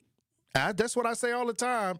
See, if they was proactive, I'm sure these families are not waiting to the worst conditions to make complaints. Some of these families have been complaining the whole time, but all of a sudden when it get bad and the community get to whispering, next thing you know, they want to throw a press conference to keep everybody under control. You know what I mean? No, you can't tell me that people are living without heat and you don't know about it. Because they're going to call you. Matter of fact, when they call me, they throwing a Hail Mary. When you see families on the news, that's the Hail Mary because they then darn near froze to death. I mean, they sitting there heating the homes with the ovens. I want to go over to Beecher Court. Residents speak out as the neighbors say they went nights without heat. Look, they knew this was going to happen. This happens every year. I deal with this every year. People reach out to the alderman. They reach out to the city. They reach out to the Department of Neighborhood Services. These people all know, but all of a sudden, once it get on the news, all of a sudden, let's have this big meeting and give everybody this Martin Luther King speech. We gonna do something about it. Let's see what's going on in Beecher Court. Residents speaking out after going nights without heat. Let's listen. We've been without heat for a couple of... I'm your Southern Milwaukee County reporter, Michaela Chavez. Residents here at Beecher Court tell me that they've been without heat for a couple of nights now during the extreme cold. We've been going through this for the last 2 or 3 nights. No heat. Don't even sound like it. Rebecca Davis has lived at Beecher Court for the last 4 years. This is only one of the jackets that I will wear. In those 4 years, she's earned the trust of her neighbors. You got heat in there? No. I know. Who all tell her the same thing. It is freezing on every floor. Davis tells me she spent all of Friday trying to get someone sent over. She says they answered, but nobody came. Next thing we know, night done hit us again. She took me to other floors in the building. I noticed a lot of units had something to block the cold air from coming in. She says many residents are elderly or have disabilities and already struggle enough. And I cannot stand for the residents to have to be like that because they didn't ask for it. Now, some say they're using ovens or space heaters, despite the risks. But if we don't do this, we gonna freeze. Davis says she also contacted the fire department to make them aware of the situation. And I don't want to get burnt up in here, but it seems like it's gonna take something tragic for them to do something. I also left a voicemail and sent an email to Beecher Court Housing. They tell me the boilers are working properly and maintenance will recheck them Saturday afternoon. Residents are urged to call this number with any heat-related concerns. All right, see, now I'll say this. Everybody know that it's going to take something extreme to happen for them to move the needle on this. Because now it's so many families. They don't care if it's black, Hispanic, white. It ain't no discrimination when it comes to slumlord living or landlords that's neglecting residents and things like that. They just want their check. If you don't give them that check on the first of the month, they're going to hit you with the eviction notice. And this is why somebody need to hit them with some type of citation or some type of where they don't have to pay the rent or where they can, something got to happen. Something got to happen in this space because the landlords is running wild right now. Look, they can't pick up the phone because the furnace out, but let that first of the month come and they don't get that check. They don't care if it's minus degrees. They going to come over there and get out there and get their hand out for that check. Or if it ain't dropped off in that deposit box, they going to try to go to the courthouse and fill out that paperwork, that 5-day notice I'm trying to tell you. It's amazing how they can't move when they got to fix something, but when they got to collect something, they right on top of you. Something got to change, and it's up to the leadership to change it. The people that y'all vote for, the people that they trying to get on these press conferences and say something powerful, and nothing ain't happening on the back end. And these are our elders that's screaming out. And y'all talking about ice when they living in a situation in this ice cold. Y'all worried about ice coming, but you not worried about the elders freezing to death. See, y'all got it twisted. We got problems in our neighborhoods. Y'all want us to run out there and catch federal charges for ice when the elders is living in the ice cold unit. The irony. Y'all more worried about ice in town instead of your own people. Freezing, about to turn to ice. About to be a block of ice. That's the tragic incident. One of these elders gonna get found in one of these homes, froze to death. And then that's when y'all go, oh, I can't believe this. Where the protest at? Where the outrage? Where the concern at? Why our elders got to be on TV every time I look up screaming for help, but y'all about to go out there and help get federal charges for ICE, fighting against federal agents? You ain't even got to go to jail to help the elders. It ain't no risk in that. And you can make a great change trying to help them. Hey, look, when we come back, Truth Nation, we gonna head over to Mount Pleasant. I guess Mount Pleasant approves Microsoft Data Center. We gonna talk about it when we get back. Truth Nation, stay locked in. Don't touch that dial. The Tory Lowe Show will be right back on 1017 The Truth app, and 1017thetruth.com. On Saturday afternoon, the Milwaukee Panthers continue their road trip as they travel to Ohio to take on the Youngstown State Penguins. Shows it, drives, drop it off for Big Frank inside, and Aaron scores. 12 points and 10 rebounds for Aaron Franklin. Corner, Aguilar for the tie, book it! Scott Warris has the coverage Saturday starting at 12:30 p.m. on 1017 The Truth and the Milwaukee Panthers Sports Network from Learfield. Tip-off happens at 1 o'clock. Teachers are dynamic leaders, shaping a new generation. They bring a variety of perspectives from diverse backgrounds, innovating how they teach to prepare students for our fast-changing world. Achieving this takes skill and expertise. They're tireless explorers, creatively discovering a universe of solutions, telling stories, experimenting, inspiring, mentoring, connecting cultures, and connecting with each other. Leading by example. Experience the unique joy of helping students thrive. Teaching is a journey that shapes lives. Are you ready to begin? Explore teaching at teach.org, a campaign supported by the U.S. Department of Education, teach.org, and 1 million teachers of color.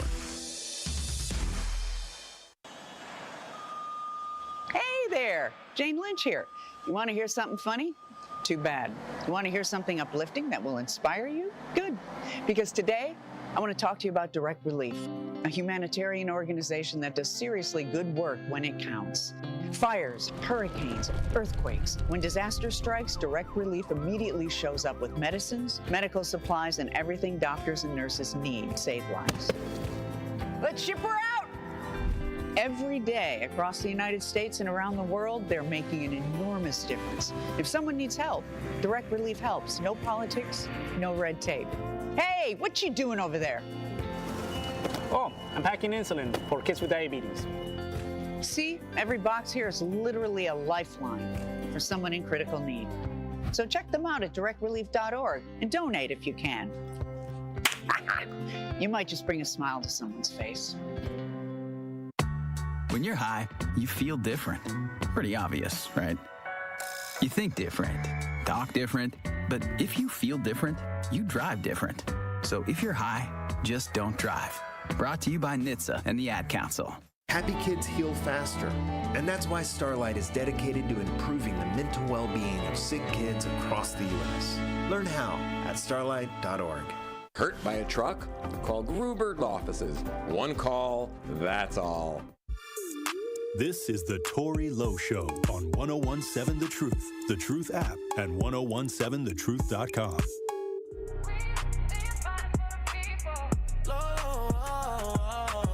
It's like a slaughterhouse, and we need a water drought. They tryna wipe us out.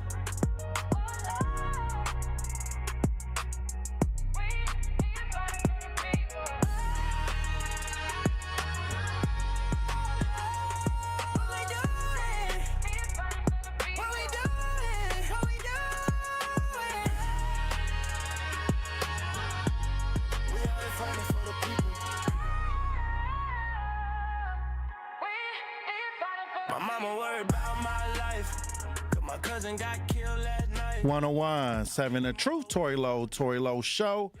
Mount Pleasant approves Microsoft data center. Hey, look, we got some audio and video on this if you're watching as we broadcast live. Let's listen. Massive project underway in Mount Pleasant. Over the course of the next several years, this land will be transformed for technology. Data center AI is an emerging market, and I think that there isn't a better spot for us to be in. Microsoft is already constructing 2 AI data centers in the village. Monday night, leaders unanimously approved a plan to bring 15 more to Mount Pleasant.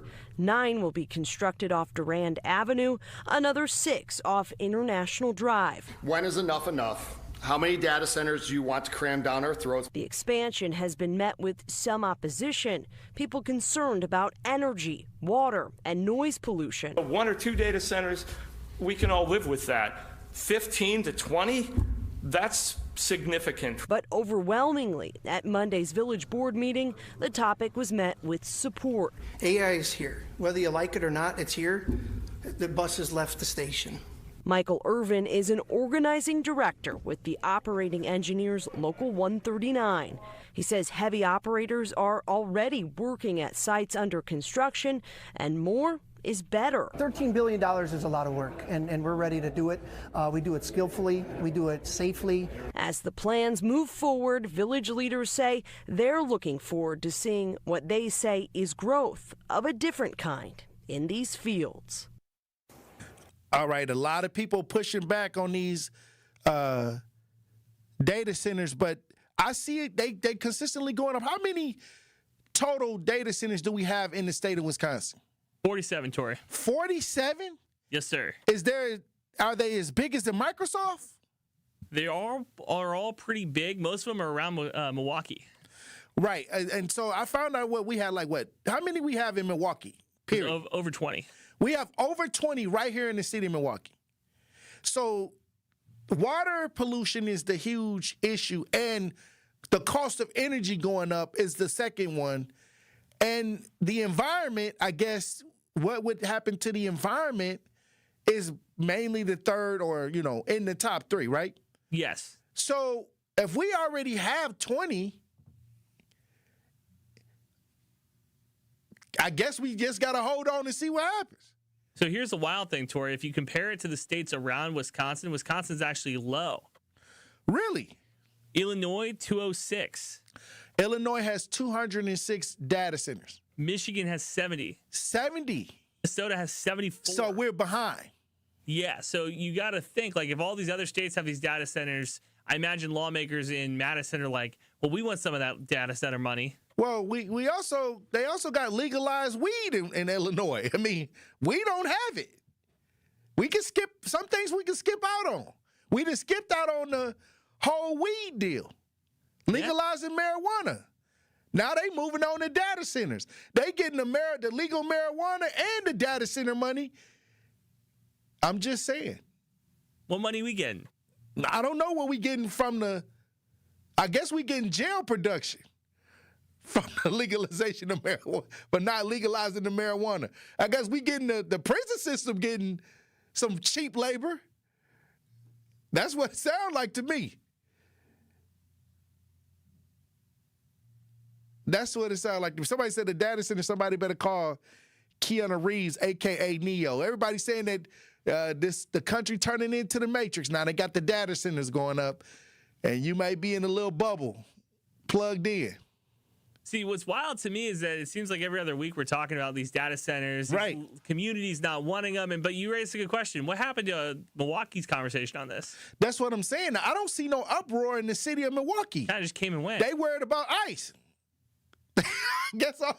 They ain't talking about no data centers. They talk about ICE coming to rough somebody up and grab somebody out, snatch somebody out the car. One problem at a time. All I'm saying is we already got them up and running, and I didn't see nobody flip out. It was actually done. Nobody was talking about it till we looked up on the news and saw the people out in the suburbs freaking out at the council meetings. Now every week, everybody talk about a new data center. Now they got one coming in Mount Pleasant. They approved the Microsoft data. I thought that they was going to put up one by Northridge, I guess. Where the Northridge Mall was, I thought that was going to be something that was going to have to do with like a data center. But I guess they had a meeting recently on trying to figure out what they want to put there. So I don't know what's going on, but here we go. A lot of people was calling in the last time we had this talk about these data centers. People was calling in with their concerns, but I guess the money, I guess this is a new economy, new jobs. I guess new jobs. What is the qualifications to work at a data center? Probably a little bit more than an Amazon warehouse.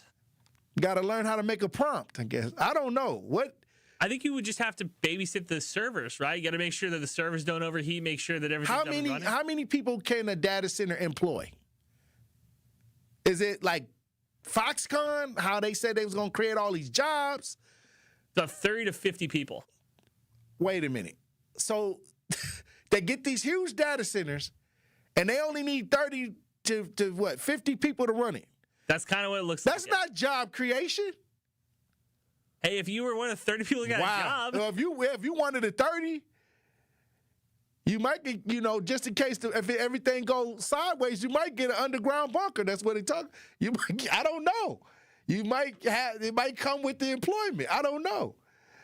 That's what I mean. Why are they making these? If we got 20 data centers, and it's only 30 to 50 employees it takes to run them, right? Yeah. So what? 20 times 30. That's not a lot of job growth. Yeah, that's like 600 jobs. Yeah, but what I'm saying is that's not a lot of job growth for 20 data centers. No. For not having any fresh water. Right. I'm just saying. Plus having pollution. Well, maybe the people that's doing the lawn care. The people that's doing the landscaping and the people that's cleaning the building. But it only takes 30 to 50 people to operate a data center. Yes. Wow. You could do and say, okay, let's say it's 100 people are employed, the 50 people who are working there, plus let's say another 50 people to keep up everything else.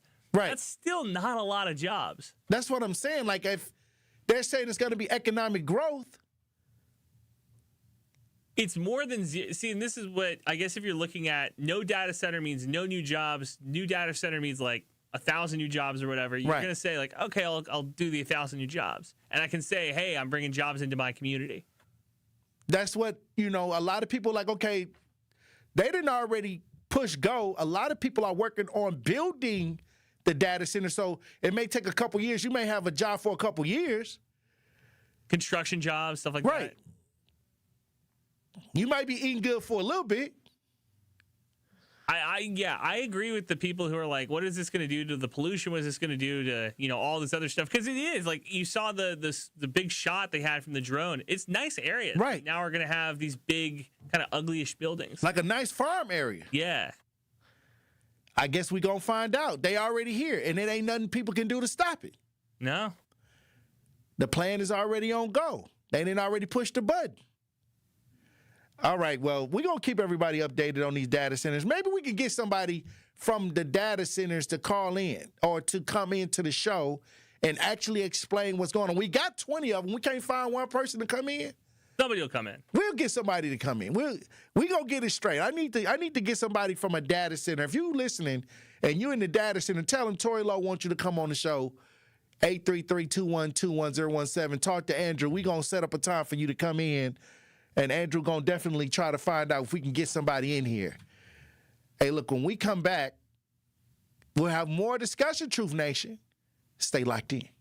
Coming with straight truth. If you acted up, if you were out here doing any kind of foolishness or just something that people know would make your family's name look bad, your neighbor from down the street, if they see the son or daughter, be like, what are you doing? They gonna call you out. They gonna let you know that they saw you, and then they gonna tell you, come here. Now you know I'm gonna tell your daddy. That part. There are a lot of times when people are new to an area, they don't know where to plug in. And anybody who plugs in to 101.7 The Truth and listen to you and Dame and Truth Nation would know that there is a significant public outcry when violence happens in our community. Don't worry about the outcry if you're not listening to the right people. So I would encourage her to tune in to 101.7 The Truth and listen to you guys, Denise Thomas, Dr. Ken Harris, Tory Lowe, and definitely Sherwin Hughes every day. Watch all your favorite 101.7 The Truth shows by subscribing to 101.7 The Truth on YouTube. We asked parents who adopted teens to share their journey. Nathan has taught me to embrace the moment. Age-wise, I'm in my late 60s. I'm old enough to be his grandfather. Will he be embarrassed to acknowledge me as his dad? I think the most important thing we can do is let them know that they're safe, that they're valued and cared for and loved, and that they're important. I knew I wanted to be adopted by him because of how he taught me to be the person who I am today. And it's coming from a dad that didn't expect to become a dad. And I feel very proud to be his son. That was what he needed, and he was what I needed. Every day is full of new opportunities. That's what it's been about, realizing the simple things that it takes to make such a huge difference in these kids' lives. Learn about adopting a teen from foster care at adoptuskids.org. Brought to you by Adopt US Kids, the U.S. Department of Health and Human Services, and the Ad Council. Hi, I'm Vanessa Williams, and I want to share with you the role than white Americans. And we're almost 4 times more likely to develop kidney failure. Diabetes and high blood pressure are leading causes of kidney disease, which can result in kidney failure, needing dialysis, or a kidney transplant. The good news is that you have the power to check out how well your kidneys are doing and learn ways to prevent them from failing. So go to your doctor and get yourself checked out. Visit linkmylovetv.org to learn more.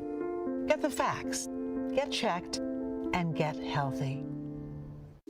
When I was diagnosed with Hodgkin lymphoma, I had so many questions. I didn't even know that it was cancer. Now I do. It is cancer. Blood cancer. It's actually one of more than 100 different types, and they're all treated differently. Now, unlike some other forms of cancer, usually there's no tumor. You can't screen for it to prevent it, and the symptoms can look like other things, so it could be hard to diagnose.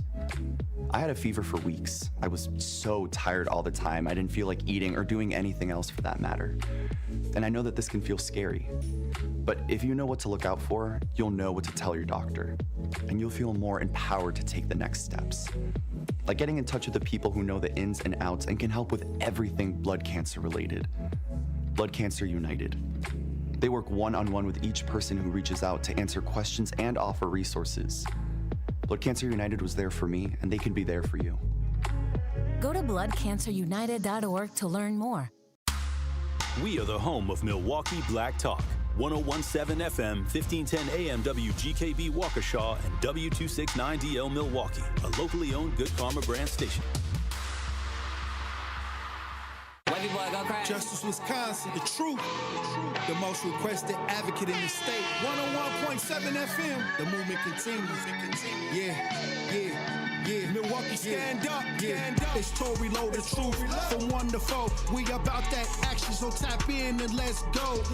We want that justice, we want all the smoke. From Monday through Friday, trying to bring the city hope. Yeah. Tory, Lowe from 1 to 4, Monday through Friday, let's go. We bout that action from the block, and we ready, let's go. Tap in, and it ain't no holding back. We ready. 1017 The Truth. Tory Lowe. Tory Lowe Show live from American Family Insurance Studio at the Avenue. The movement continues. The marathon continues right here on 1017 The Truth. Thank you for joining me for the third hour of the Tory Lowe Show. And there's a couple stories that I got to get out the way because I haven't been able to get to them, but I've been wanting to get to them for the last, 2 days, Monday and Friday, I think. One was from back in Friday, but these were stories that we were following, and we wanted to keep y'all up to date on the Tory Lowe Show. And there was a situation where a mother was killed near 15th and Cherry.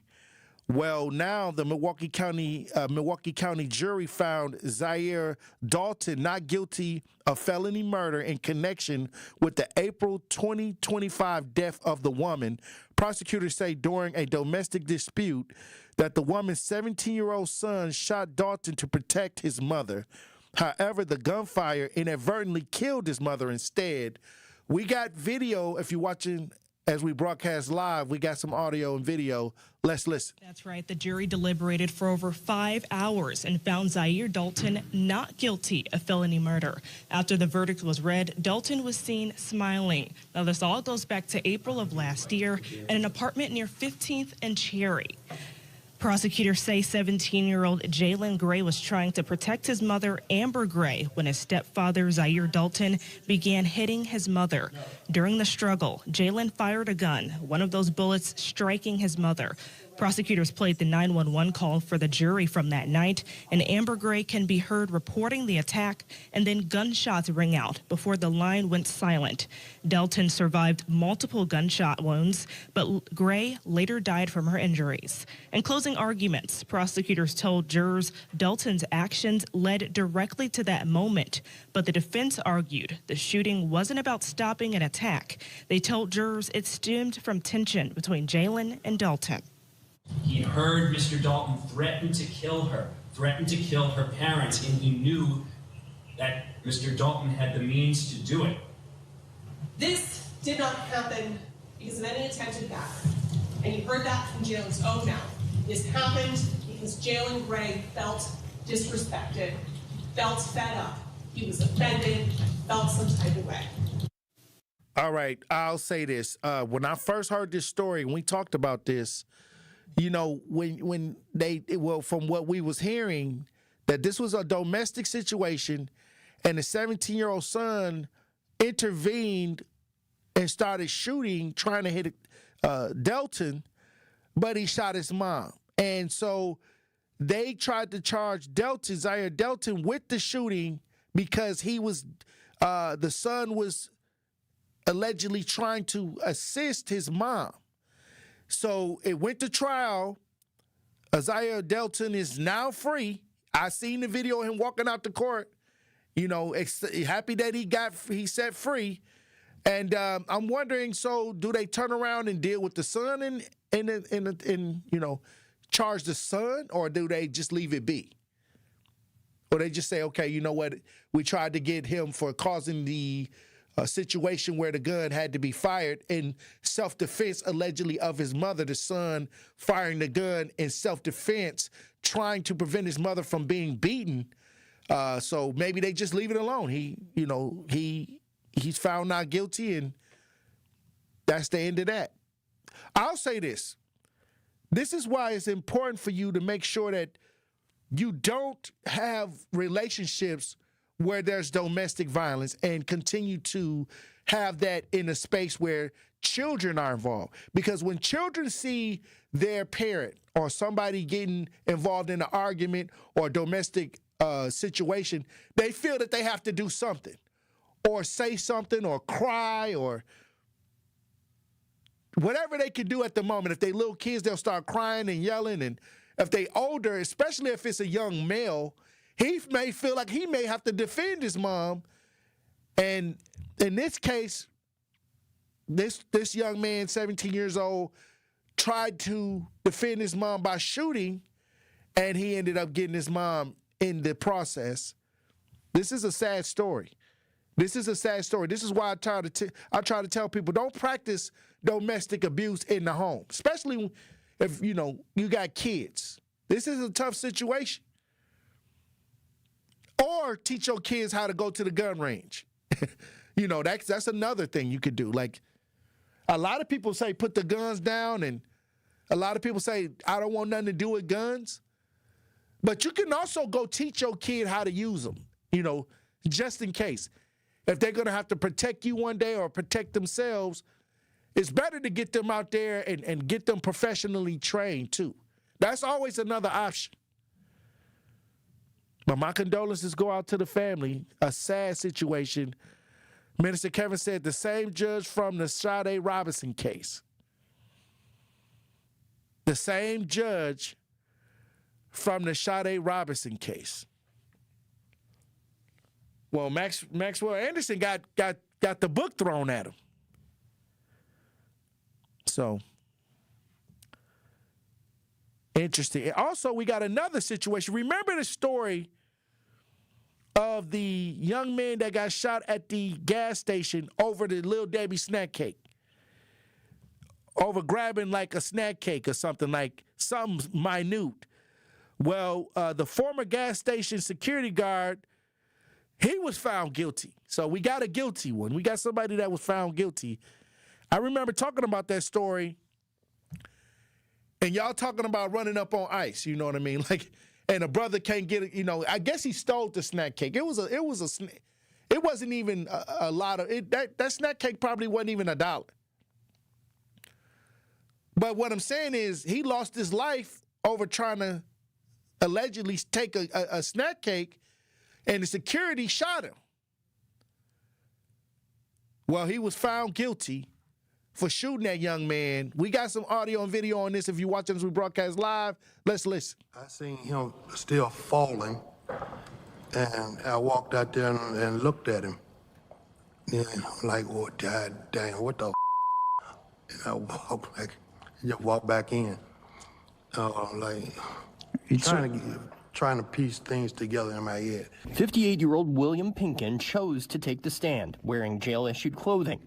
He claimed not to remember shooting Isaiah Allen back in August 2023 over a $1.69 package of snack cakes. Pinkin worked as a security guard, and he had a gun, even though he wasn't allowed to. Did I check on him? For what? I have no CPR training. Surveillance video showed Pinkin follow Allen outside of the store and pull the trigger, shooting Allen in the head. And then picking up the snacks. Allen died at the scene. A detective testified Pinkin left the scene, but came back without a gray sweatshirt on. When he comes back, does he provide aid? No, he lights up a cigarette and starts smoking his cigarette nonchalantly, watching life-saving measures be done on the victim. Pinkin turned himself in 2 days later. He was released from prison that spring after serving a long stint in prison related to a conviction of first-degree reckless homicide in 1990. Your Honor, I think I made myself clear on that already. After he testified, Pinkin questioned the court's authority, said he was being railroaded, and this was a Jim Crow court, and called the judge Jane Crow. If he wishes to leave, he may. And didn't return. We, the jury, find the defendant, William Pinkin, guilty of first-degree intentional homicide. All right, so first of all, the man out the door. He out the door, and you ain't supposed to be chasing nobody over no products. Like, over a $1.69 snack cake. He pointed at this young man and killed him over a $1.69 snack cake. We all know that's inflation. We all know them snack cakes was like 50 cents. and they was like 75 cents, and all of a sudden during COVID they popped up to $1.69. So, like I said, when I said that it was worth $1, like I said, y'all, okay, I forgot to add the inflation, okay, but the thing is, black people out here dying over snack cakes. The brother shot this man, killed this man for nothing. And he up in the courtroom talking about his Jim Crow. No, you Jim Crow. You the one that oppressed your people and killed somebody. And this wasn't even a black-owned store. This was, okay, that's a whole nother rabbit hole. And he felt like he had to kill somebody, his brother, didn't have no empathy, no sympathy for this young man. And I think it was they said that he would always come in there. He had some mental health issues, and he would always do that. And I guess this is why he was so aggressive, and he ended up taking his life. But the mom, I think, or if I'm not mistaken, one of the family members was like, they always would go back and pay, because he had mental health issues going on, where he would go in the store and do that, and somebody would turn around and come back and try to, pay. This was alleged. This is what I think I heard that when we was talking about it the last time. But what life is? What's more important? A Little Debbie snack cake, or a $1.69 cake, or a human life? Y'all talking about going and standing on the front lines for ICE, and brothers getting shot for an iced out honey bun, for an iced honey bun.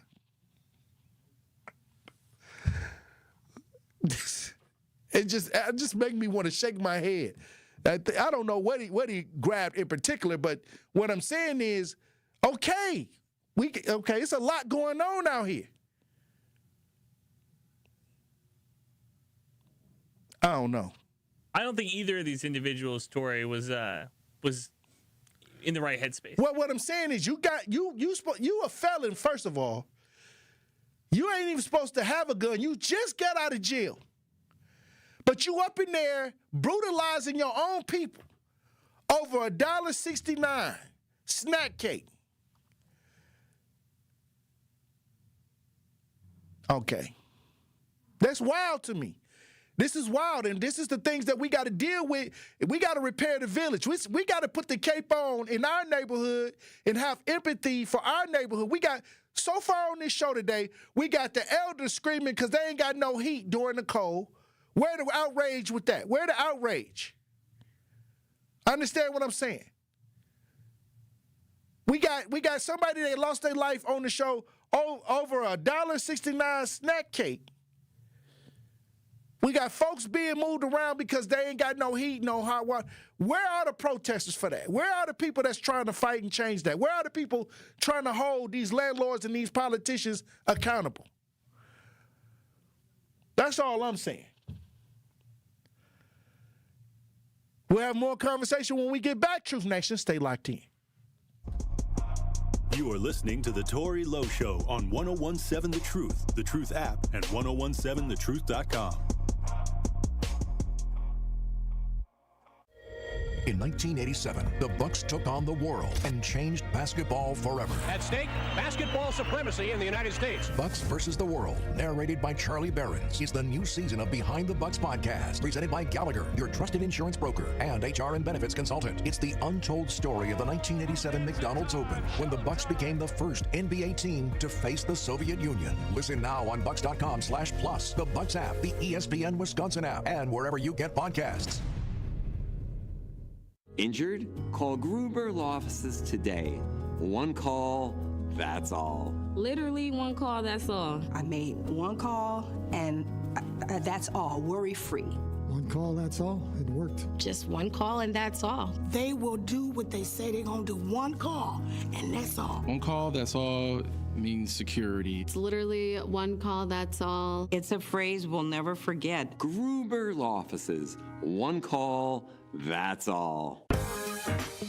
Hi, I'm Priscilla Presley. My love for animals began when I was 5 years old. That sparked a lifelong commitment to speak up for animals who can't speak for themselves. Elvis and I supported American Humane Society because your compassion can change a life. American Humane Society strengthens the bond between humans and animals. Please visit AmericanHumane.org to learn more. Thank you. I love the exercise classes here at the Senior Center. Me too. I'm trying to eat healthier too, but it's expensive these days. I know, and that's why I use benefitscheckup.org. I learned I can get help paying for groceries. Benefitscheckup.org? Yes, benefitscheckup.org is a free service from the National Council on Aging. For free? I'm going to benefitscheckup.org today. Many of our most important memories are made at school. But for children like Victoria, the classroom can be a place of fear and isolation. She wore a bandage over her cleft every day, too shy to speak, too afraid to smile. Everything changed after one life-transforming surgery made possible by Smile Train. Today, Victoria's smile lights up her classroom, a symbol of confidence, connection, and new beginnings. Due to stigma, children with untreated clefts often miss out on school entirely. But thanks to Smile Train, students like Victoria are stepping into the classroom, raising their hands, and finding their voice. Smile Train partners with local experts to support with free cleft surgeries and other comprehensive care, empowering children to thrive in school and in life. Let's help every child walk into the classroom with confidence. Visit smiletrain.org/learn. This is the Tory Lowe Show on 1017 The Truth app, and 1017thetruth.com. Tory Lowe about that action. Tory Lowe about that action. If you in Milwaukee, Wisconsin, just turn on the radio. You'll hear him shouting, Tory Lowe, like they never did before. If you don't know him by now, you might never know him. So I'm here to tell you that he's all about the action. 1017 The Truth. Tory Lowe Show. Hey, we got Brad in the Talk to Text. Brad I asked, do any brothers go ice fishing when we was talking about the ice fishing story? And Brad says, hey, Tory, I go ice fishing. I drag my sled and gear out on the ice. You have to dress properly in layers, and it's helpful to have a drill. It's powerful. Brother Brad, salute. Also, we got Al on the lines. Al want to comment. How you doing, Al? I'm doing fine, but, I heard some of the people say they've been living in this place for years. My thing is, why not move? You don't have no family that can help you move. You don't have no kids. Because if I know you're not doing right the first year, I'm not going to stay the second, the third, or the fourth. And we have to understand when it comes to the community, you cannot save everybody in the community. Some people cannot be helped. Maybe that community is not for you. And no matter how much you put the cape on, some people going to be who they are. So even after you take the cape off and leave, they're going to go right back. So maybe you need to move to a new community and have your peace of mind. Just because you are in one community does not mean you have to stay and suffer. Because you don't have to stay and suffer for nobody. And be in the freezing cold. Exactly. I'm not staying nowhere where there's no heat. And I'm not going to suffer and save no community where people ain't trying to save themselves. Maybe that community is not for me. Peace of mind is priceless. And just because you black does not mean you have to lower your standards and you have to stay for chaos and not your peace. Have a great day. Keep on living. Move around. We got Pat on the lines. How you doing, Pat? Hey, how you doing, Tory? Blessings. How you doing, Queen? I'm doing good. I'm enjoying your new music. Kind of like your Thank you. Kind of like your little karate shows. You doing major moves. Thank you, Pat. I'm wondering why people seem to have amnesia. I called earlier today, and a caller called back and told me I need to shut up. But this is what I'm thinking. Yeah, but this is how I feel, Tory.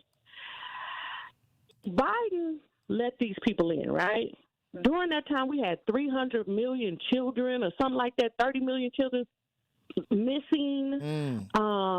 They said 500,000, up to 500,000 missing kids.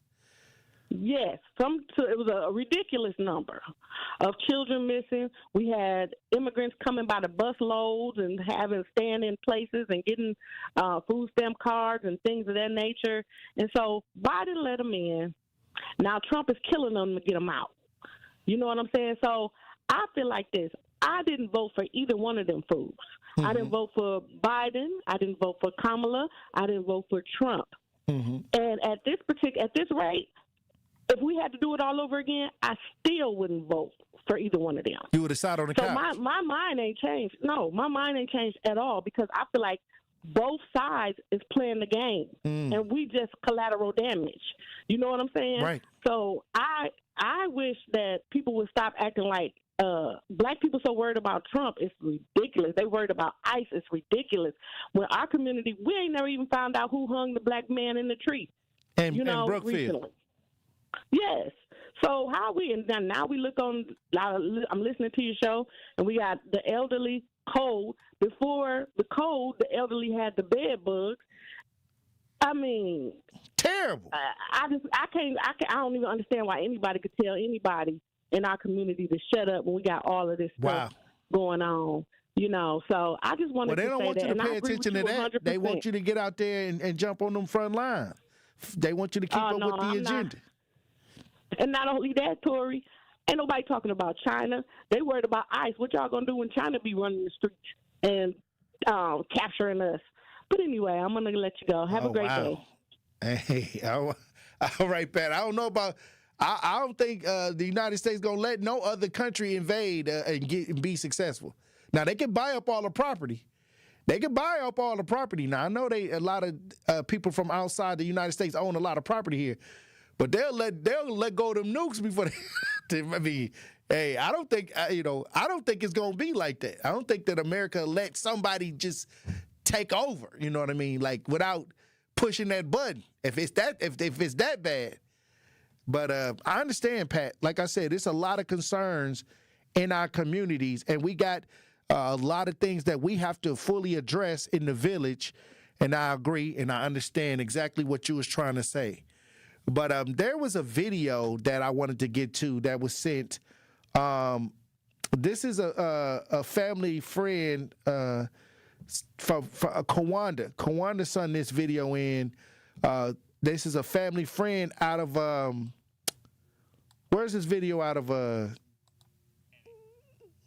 Miami. This is body cam footage of a Miami-Dade deputy shooting an alleged shoplifter outside of Walmart. Kawana sent this to me. She's always in the talk to text. She's always participating in the show, in the chat. And she said that this is somebody, a friend of the family. We got some audio if you're watching us. We broadcast live. We got some video. Let's listen. Yes, Jim. So that man was actually shot in the parking lot of the store. According to Miami-Dade Sheriff's Office, they were notified that a man was allegedly shoplifting at this Walmart in Southwest Miami-Dade. So they said that they saw him as he was walking through the aisles of the store, and that's when they were notified. So what you're going to see now is when one of the deputies tries to stop him as he's exiting the store. The man in the white shirt was identified as 36-year-old Kennedy Graham. Body cam video of a Miami-Dade deputy shows the suspect running away. A confrontation ensued. No. Police say the deputy called for backup as he attempted to detain Graham. Miami-Dade Sheriff's Office slowed motion this image to show the man was armed when the deputy tried to stop him. Let's take you back to Walmart surveillance video when Kennedy Graham was inside the store. You see him walking through the aisles. Police say that's when loss prevention staff observed the suspect allegedly stealing. According to police, Graham walked towards the exit of the store. When a camera from the loss prevention department captured him, that's when the deputy went after him. This is surveillance video outside the store. The suspect is seen wrestling the deputy. The video was formatted in slow motion to show a sequence of the struggle before It turned deadly. The deputy pinned him down, held him by the neck with his legs. Graham fought back. He dropped the gun, and you see him fleeing, holding his firearm. That's when deputy pointed at Kennedy Graham and shot him. 2 people were in the parking lot when it happened. It was the morning of November 6, 2025. The location of the store, 21115 South Dixie Highway. Our colleague Peter Dench talked to a witness. What I saw was some guy in a white t-shirt was running outside of the Walmart parking lot. I heard 3 shots. You heard and 3 then shots. all I saw was the police officer with a gun. On November 6, Miami-Dade Sheriff Rosie Cordero Stott justified the actions of the deputy. I will say this individual has an extensive criminal past. We're grateful at this time due to the circumstances that could have gone so much worse. Police also showed the weapon they say Kennedy Graham was carrying that morning.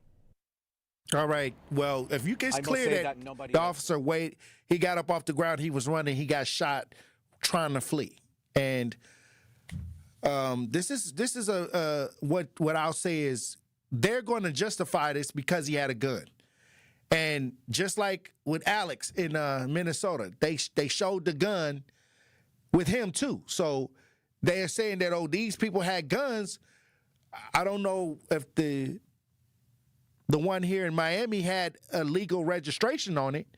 They said he had an extensive criminal history, and I don't know the gun laws in Miami, and I don't know, shit he had been carrying, but I do know he was running away.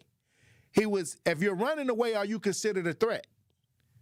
But if you're running away with a gun, sometimes they could get a free shot off, on you. I mean, it happens all the time, and I'll tell you this, this is one of those things where I got to send out my condolences to Kawanda and her family, and thank you for sending the video. But he shot him while he was running away. Hey, look, when we come back, Truth Nation, we'll have more conversations. Stay locked in.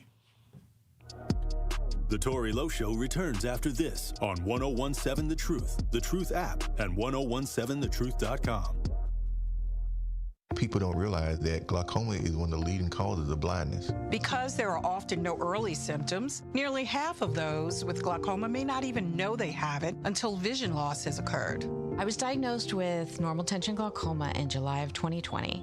And what we found out at that point was I had already lost 40% of my sight. And you think it only affects people that are, 75 or older, retired, grandparents, and that's not the reality of it. I didn't think at all glaucoma was going to affect me because I didn't know of anyone that had glaucoma, no one in my family. When you have glaucoma, you can't get back that sight that you lost. And so early detection and treatment is vitally, vitally important. Don't miss life's most beautiful moments. Schedule an eye exam today. National Glaucoma Research, a Bright Focus Foundation program, offers free resources and tips for healthy vision. Learn how to protect your sight at stopglaucoma.org. You served behind the desk. You served in combat. You did 4 years and got out. You were drafted. You gave 20 years. You gave exactly what your country needed. And so did you. When you raised your hand and swore an oath to your country, when you put your name on a dotted line, you became part of only 1% of Americans who did the same. You are a veteran. You are a veteran. You are a veteran. Because no matter when, where, or how you served, you made a sacrifice for your country, and you deserve support. If you're struggling with life after service, don't wait. Reach out. Reach out to a loved one, to a fellow veteran, to VA. Find resources at va.gov/reach. Brought to you by the United States Department of Veterans Affairs and the Ad Council. Do you hear that? And that? And that? Those are the sounds of a healthy and vibrant community.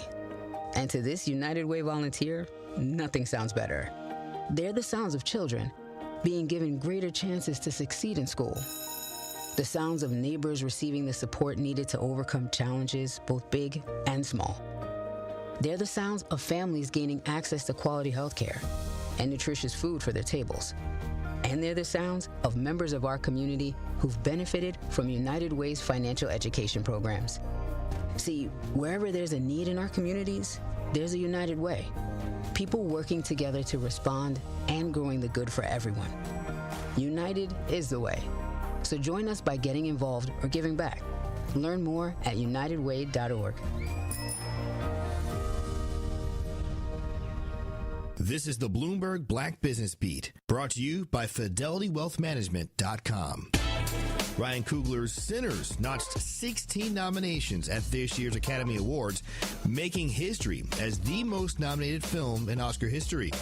Last fall, Coogler was at Bloomberg Screen Time and spoke on stage with Bloomberg's Lucas Shaw about a range of topics, including how he feels about accolades like awards. Making movies is incredibly hard. It's incredibly difficult. I've been blessed to have the opportunity to do this. I come from Oakland, California. You know what I mean? Like nobody in my family was in the business. You know, so, and I think it's one of the most incredible jobs in the world to have. So I feel blessed. I feel like I won an award every day I step on set. With all those nominations, Coogler is almost certain to take home some tangible awards for his work on Sinners. Among his nominations is up for Best Picture, Best Director, and Best Lead Actor for Michael B. Jordan, who starred in a dual role. I'm Bloomberg's Justin Milliner. I'm the Black Business Beat.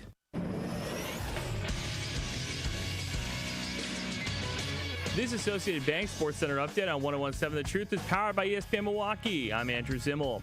Milwaukee Bucks star Giannis Antetokounmpo's return remains uncertain after a calf strain, and Friday night's loss to the Denver Nuggets had him exit in the first half. Head coach Doc Rivers on the return.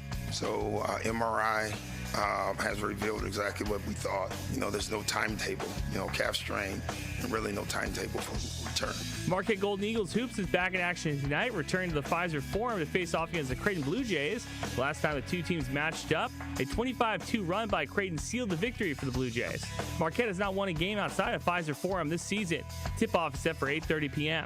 And Cleveland Browns quarterback Shedeur Sanders is being added to the Pro Bowl roster, sources confirmed yesterday. Sanders will replace Drake May, whose New England Patriots have advanced to the Super Bowl. This True Sports Update was brought to you by Associated Bank, proudly supporting your hometown teams, member FDIC. This is the Tory Lowe Show on 101.7 The Truth app, and 1017thetruth.com.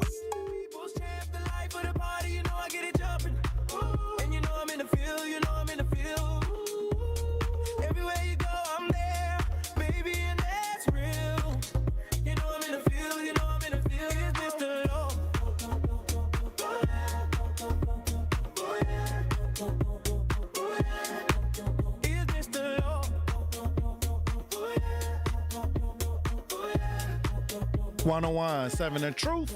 Tory Lowe Show. Joining me as we broadcast live, we got the lovely advocate, author Elizabeth Brown. How you doing, Queen? Hey, salute, King. All is well. Happy Tuesday. Hey, happy Tuesday. We had a couple things that I wanted to address on the show today, but before we get into those things, it's one story that we've been talking about for just the last year. Oh, in 2025, 2024, it keeps happening. There's another situation with MPS, another paraprofessional accused of slapping a special needs student. Another paraprofessional slapping a special needs student. We got some audio on this. Elizabeth Brown, I want to get your reaction to this for the umpteenth time. Let's listen. After more than 2 months, until this day, she have these nightmares. Shirley Dunn says her daughter Sharon still has trouble sleeping. The nightmares started in November when the 18-year-old with cerebral palsy was a student at Milwaukee's Riverside University High School. That's when prosecutors say a paraprofessional, 39-year-old Dimitrios Visvardis, slapped Sharon. The whole thing was caught on camera. Court records show it happened in the hallway while Visvardis was helping Sharon put on her shoes. That's when a struggle started. Dunn says the video was hard to watch. He picked her up by her shoulder, slammed her on a chair, and then she must have said, "Stop hitting me," because she can say that. And then that's when he slapped her. Police later arrested Visvardis. The school sent out a notice to families. Fast forward to last week, Visvardis was charged and pleaded not guilty to misdemeanor battery. But Dunn says, No, I'm not happy. That should have been abuse. It's not the only case like this Fox 6 has covered. In March 2025, prosecutors originally charged former MPS aide, 62-year-old Jeffrey McLean, with child abuse. He later pleaded guilty to lesser charges of disorderly conduct. In September, prosecutors charged 63-year-old William Holden, another MPS aide, with child abuse. It's so many. Dunn says she wants MPS to adjust its hiring and disciplinary process, hoping no one else gets hurt. I love this girl to the core. Nothing should have ever happened to her like that. I don't never slap her. All right. So nobody else shouldn't have no authority to do that. Elizabeth Brown, every time we look up, we got paraprofessionals, people that's hired to deal with special needs children, abusing the kids. Now this guy got off with a slap on the wrist. I want to know who was the prosecutor that decided to give him because that is child abuse. Period. We're talking about cerebral palsy. This is a whole man. First of all, okay, you slam her on a chair and then turn around and smack her. I mean, I done seen parents get charged that didn't even do half of that. Again, Tory, I mean, at this point, again, NPS is always involved into something. And the sad part is, we hear about these stories of individuals who have violated on school grounds, and to be able to get a lesser charge just for copping. Like a misdemeanor or something, like a slap on the wrist. Tory, we're talking about special needs, and the sad reality is these are the ones they got caught. Because this ain't a first time. You can't tell me it's a first time video. Come on. Wow. And the question I have, did the parents have to fight to see the video? Because we didn't help several families who had to fight to get the footage. Disgusting. Absolutely disgusting. Where the outrage? And again, Tory, they sweep it under the rug. And this is why your show is pivotal. This is why you are pivotal inside the community. Because again, a lot of this goes unknown, unnoticed, because a lot of us suffer in silence. And we deal with these things. And then when the news pick it up, again, those of us who watch the news, because a lot of us cop out not to watch the news because, I mean, it's bad news. Every time you turn it on, it's something, But the reality of it is these are things that we need to be on top of. These are the things that we should be outraged about. These are the things that we have to ask ourselves and the superintendent, because is there lawsuits? Because the first thing I would have done is got an attorney.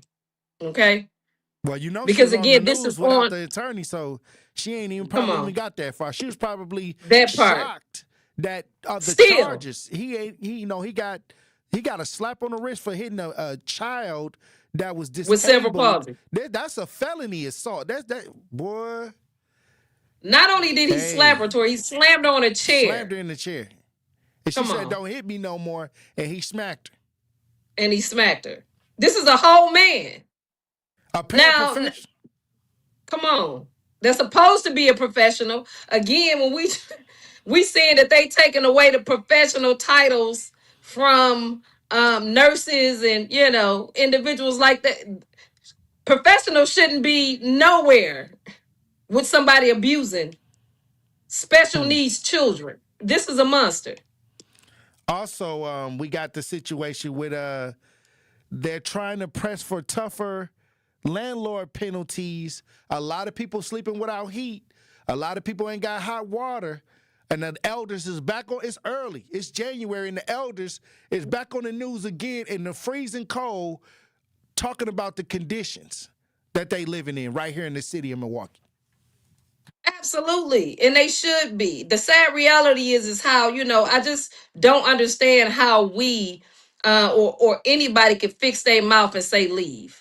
Okay, just leave. We're talking about in a city, when you dealing with slumlords. We've been talking about since the duration of your show how these slumlords will, like Barada, will put an eviction on your name.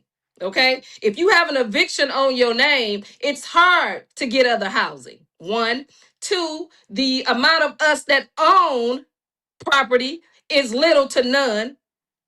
3, we also have to remember how much rent is costing. What are the requirements to get the rent? Because due to the pandemic, what you call landlord's remorse on how much you have to come up with to secure an apartment. Okay. We're talking about in a community that, especially when we're talking about elders who are already on a fixed income. Okay. Who we were always talking about how the EBT benefits that the illegals was receiving, that the veterans and the elderly was only getting $35, $70 worth of EBT. Okay. So when we logically we should pause before we say, just get up and leave. If it was that easy, who do you know want to pay rent somewhere where there is no heat? If we could get up and move, we would do that. On top of the same time, how do we forget that we said there is little to no affordable housing in the city of Milwaukee for individuals who need housing?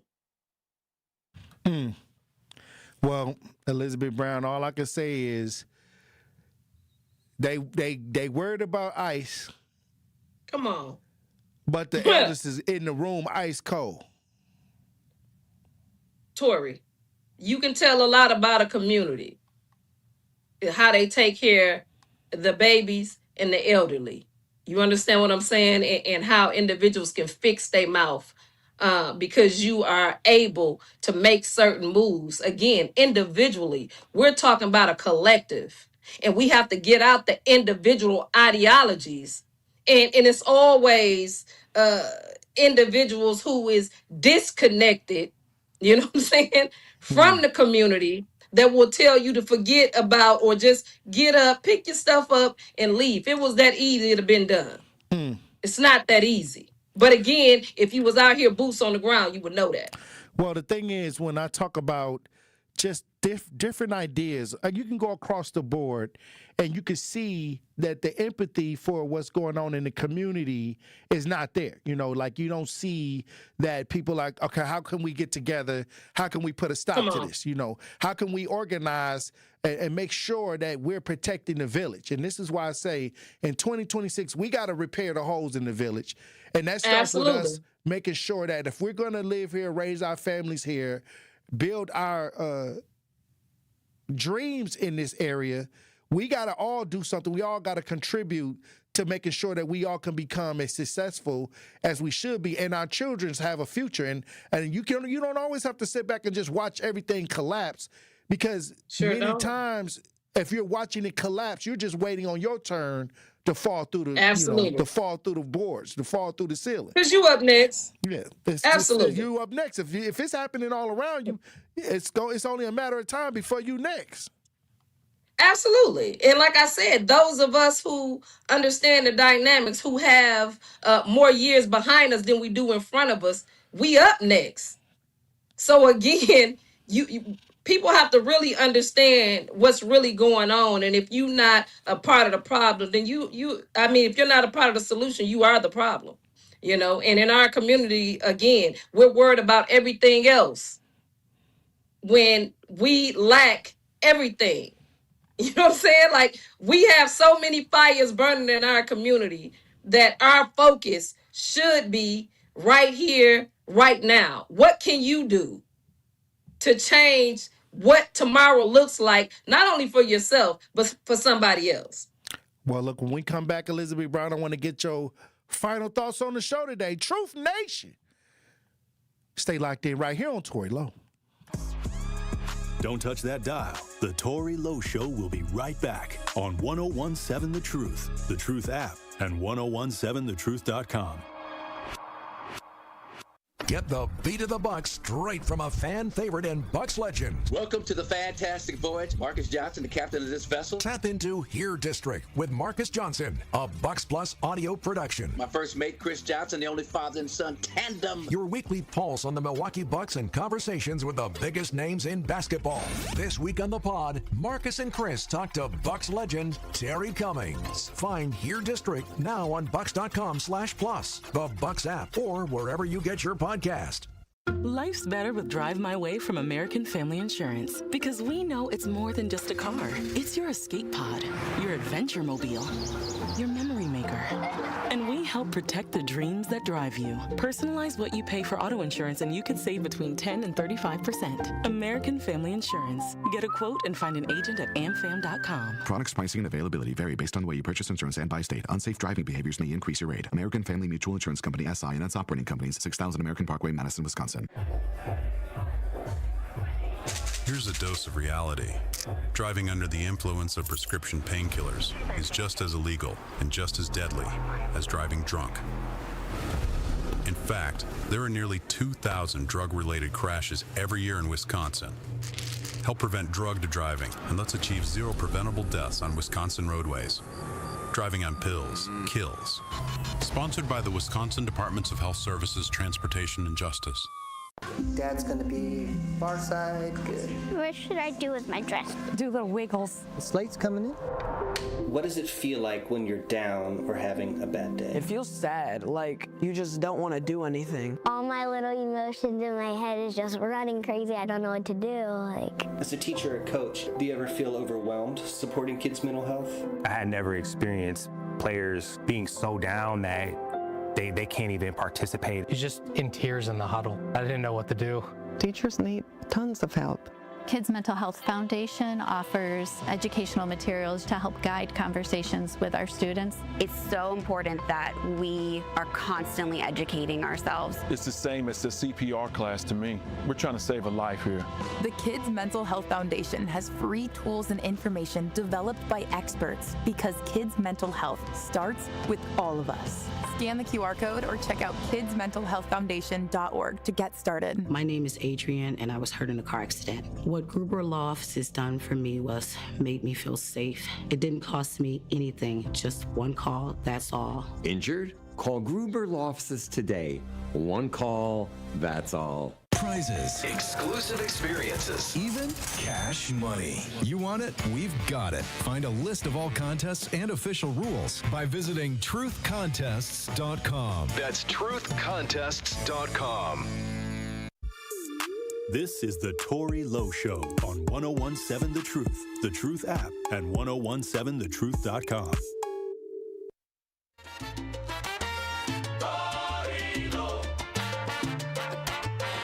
If you ain't know, I get the pesos. Got a lot of brothers. 1017 The Truth, Tory Lowe Show.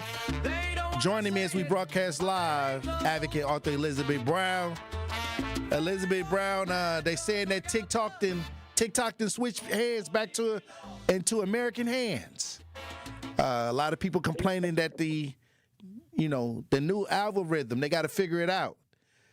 I even seen somebody say that they seeing a lot of ghetto stuff on their timeline now. The American program is in full effect now. Yeah, and we need to be careful again too. I mean, even just with the iPhone, the update that it made, how they tracking everything, you have to agree. TikTok, the same thing. Again, we just have to remember who we dealing with, what we dealing with. America has received control of it, so we already know where it's going. I would just say, again, keep your head on the swivel. Know what it is that this app is doing, because again, all the apps is tracking us. We are allowing who God knows what. Come on, that they not gonna tell us. Again, it's just like the black box labels on vaccines, and I mean, again, it's America. So there's nothing. It's gonna cost us something at the end of the day, regardless of what it is. I just want us to make sure that we are aware when we're using these apps and understand, again, knowledge is power. And like you stated, an individual stated, now their timeline is getting ghetto, or whatever. The narratives are going to be spent. And we really have to pay attention, especially during here come these elections.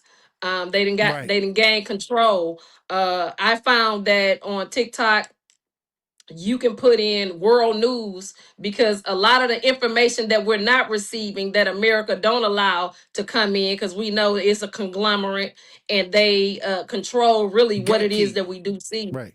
Absolutely. That a lot of individuals was utilizing the app to tell the truth, boots on the ground, what was going on in different countries and what they see and how they see us and what they're able to see. And we were expressing the same things with All them. that might be So, gone. All that might be cleaned absolutely. out. Absolutely. Absolutely. But this is why we have to encourage, again, our children who are gamers, those of us that are creative. It's time for us to start to create some apps and try to get around it. Again, as a people, we're going to do that regardless. But again, it's a heads up. Pay attention. Keep your eyes open. Hey. Well, let me get your final thoughts on the show today, Elizabeth Brown. I mean, as always, King, very pivotal. The conversations that we have on your show every day has to happen. You don't see many people talking about what the truth is.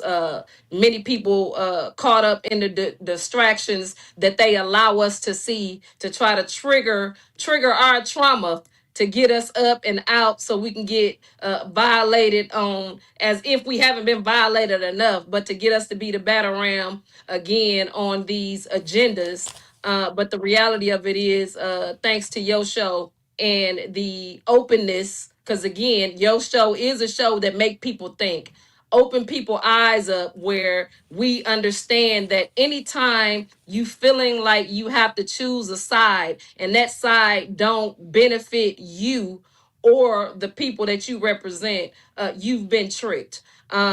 Emotional intelligence is very important nowadays. And again, like I stated before, a man or woman that's easily triggered can be easily tricked. So we have to make sure that we are up on point about what it is that's taking place, and make sure that we know that we're addressing the things that we need to address in our communities, within ourselves, so that we're not easily triggered and easily tricked by the agendas that are being put in place. Because again, one thing for sure and two for certain, they always find a way, to make it something black for us on a higher level, knowing that we're the bottom feeders of all of this when it comes to these elections, presidential and everything else. Again, no sitting president has ever done anything that trickled down to those of us who are less fortunate. Okay? Or considered we've less been fortunate, right? we've been the individuals who had to make less with more since the beginning of time. When we talk about all of the stipends that individuals was getting, the black farmers wasn't getting that. We made a way out of no way. We always robbed Peter to pay Paul. We always was the individuals that did less with more, or did something with nothing. So, I mean, at the end of the day, we just have to make sure that we continue to have the conversations, because like I said, the agendas are like broken records. They're going to continue to play. So our conversations are going to have to be consistent, because a lot of us have lived the agenda mindset for more 30-40 years. So it's going to at least take us 10 on the repeat of opening our mind, being able to stand in the aisle and watch both sides. Because at the end of the day, anytime they pointing their finger telling you not to go here or not to go there, that's exactly where the hell you need to be going, and never putting yourself in a box so they can lock you out. So, Man. with that being said, Hey. King, it's It can get heavy. It can get heavy. Absolutely. And the thing is, what we really want to do this year is make sure that we pay more attention to our elders and what's going on, what they've been going through for the last couple of years, and making sure that we pour into our youth more than we ever did before, because they are our future, and make sure that we ourselves are checking on ourselves, making sure that we are, not getting that high blood pressure every time we see something. Absolutely. And rationalize and attack things with a kind of a strategy that can help relieve some of the stress. Many times we live in survival mode, and then when you're in survival mode, you react impulsively, and you may make some mistakes because you're trying to survive, and you're not really thinking long term. You're just thinking to get by today. And I always tell people, we don't have to live like that. All we have to do is regroup, rethink, and reshape, and reorganize what we've been taught. Because many times what we've been taught is to benefit others and not ourselves. And we got to start benefiting. And that's the bottom line. Our community has to start benefiting us just like everybody else is doing. Just like everybody else. And the main idea, again, like you stated, when it come to our youth and our elderly, we have to make sure that we, which is the foundation of both the youth and the elderly, that we take care of what it is, the cracks that's in our foundation, so the houses that we're building for the elderly and the youth are solid. Right. And like I said, I think we, sometimes you got to create the whole foundation because you wasn't left the foundation. But absolutely, that's and we wasn't left. That's just what happens in America when it comes to foundational African Americans. When you get out here and you have to realize that you have to create, and we were born to create. Many times our creations get stolen. It's plenty stories of people that had nothing that created something that somebody stole it, and tried to take credit for it. We are creators by nature. So we the fathers of creating things out of nothing. We're some of the best fighters when it comes to advancement. And that's why when they look out and they don't see us out there, that should give them a sign or a warning for them to stay at home. Hey, look, if the black people ain't out here, maybe we need to go home. Or maybe they don't. It's a reality check. Again, some people don't know until they know. So, with that being said, for human and civil rights, telling you, hey, this, you may need to listen. Absolutely. But for those that don't, they'll mess around and find out, King. Hey, for those that don't, stay 20 feet back. Absolutely. Real talk. Hey, but again, King, salute. One love. All right, Queen. I appreciate you for being on the front lines as usual. We got a lot of work to do. I'll talk to you soon. All right, Truth Nation. All right, everybody out there in Radio Land. Salute to everybody that joined the show in the chat. Another powerful chat. Hey, look, if y'all haven't got into the chat, joined us live in the chat, you missing out. Salute. I appreciate everybody for adding to the show today that called in. Hey, look, we got to make sure that we keep the vision. We got to keep keep your eyes on the prize. Don't get distracted. We got a lot of work to do in 2026. Keep your head on a swivel. Green don't always mean go. And look both ways before you cross the streets. I love you. Dr. Ken Harris up next.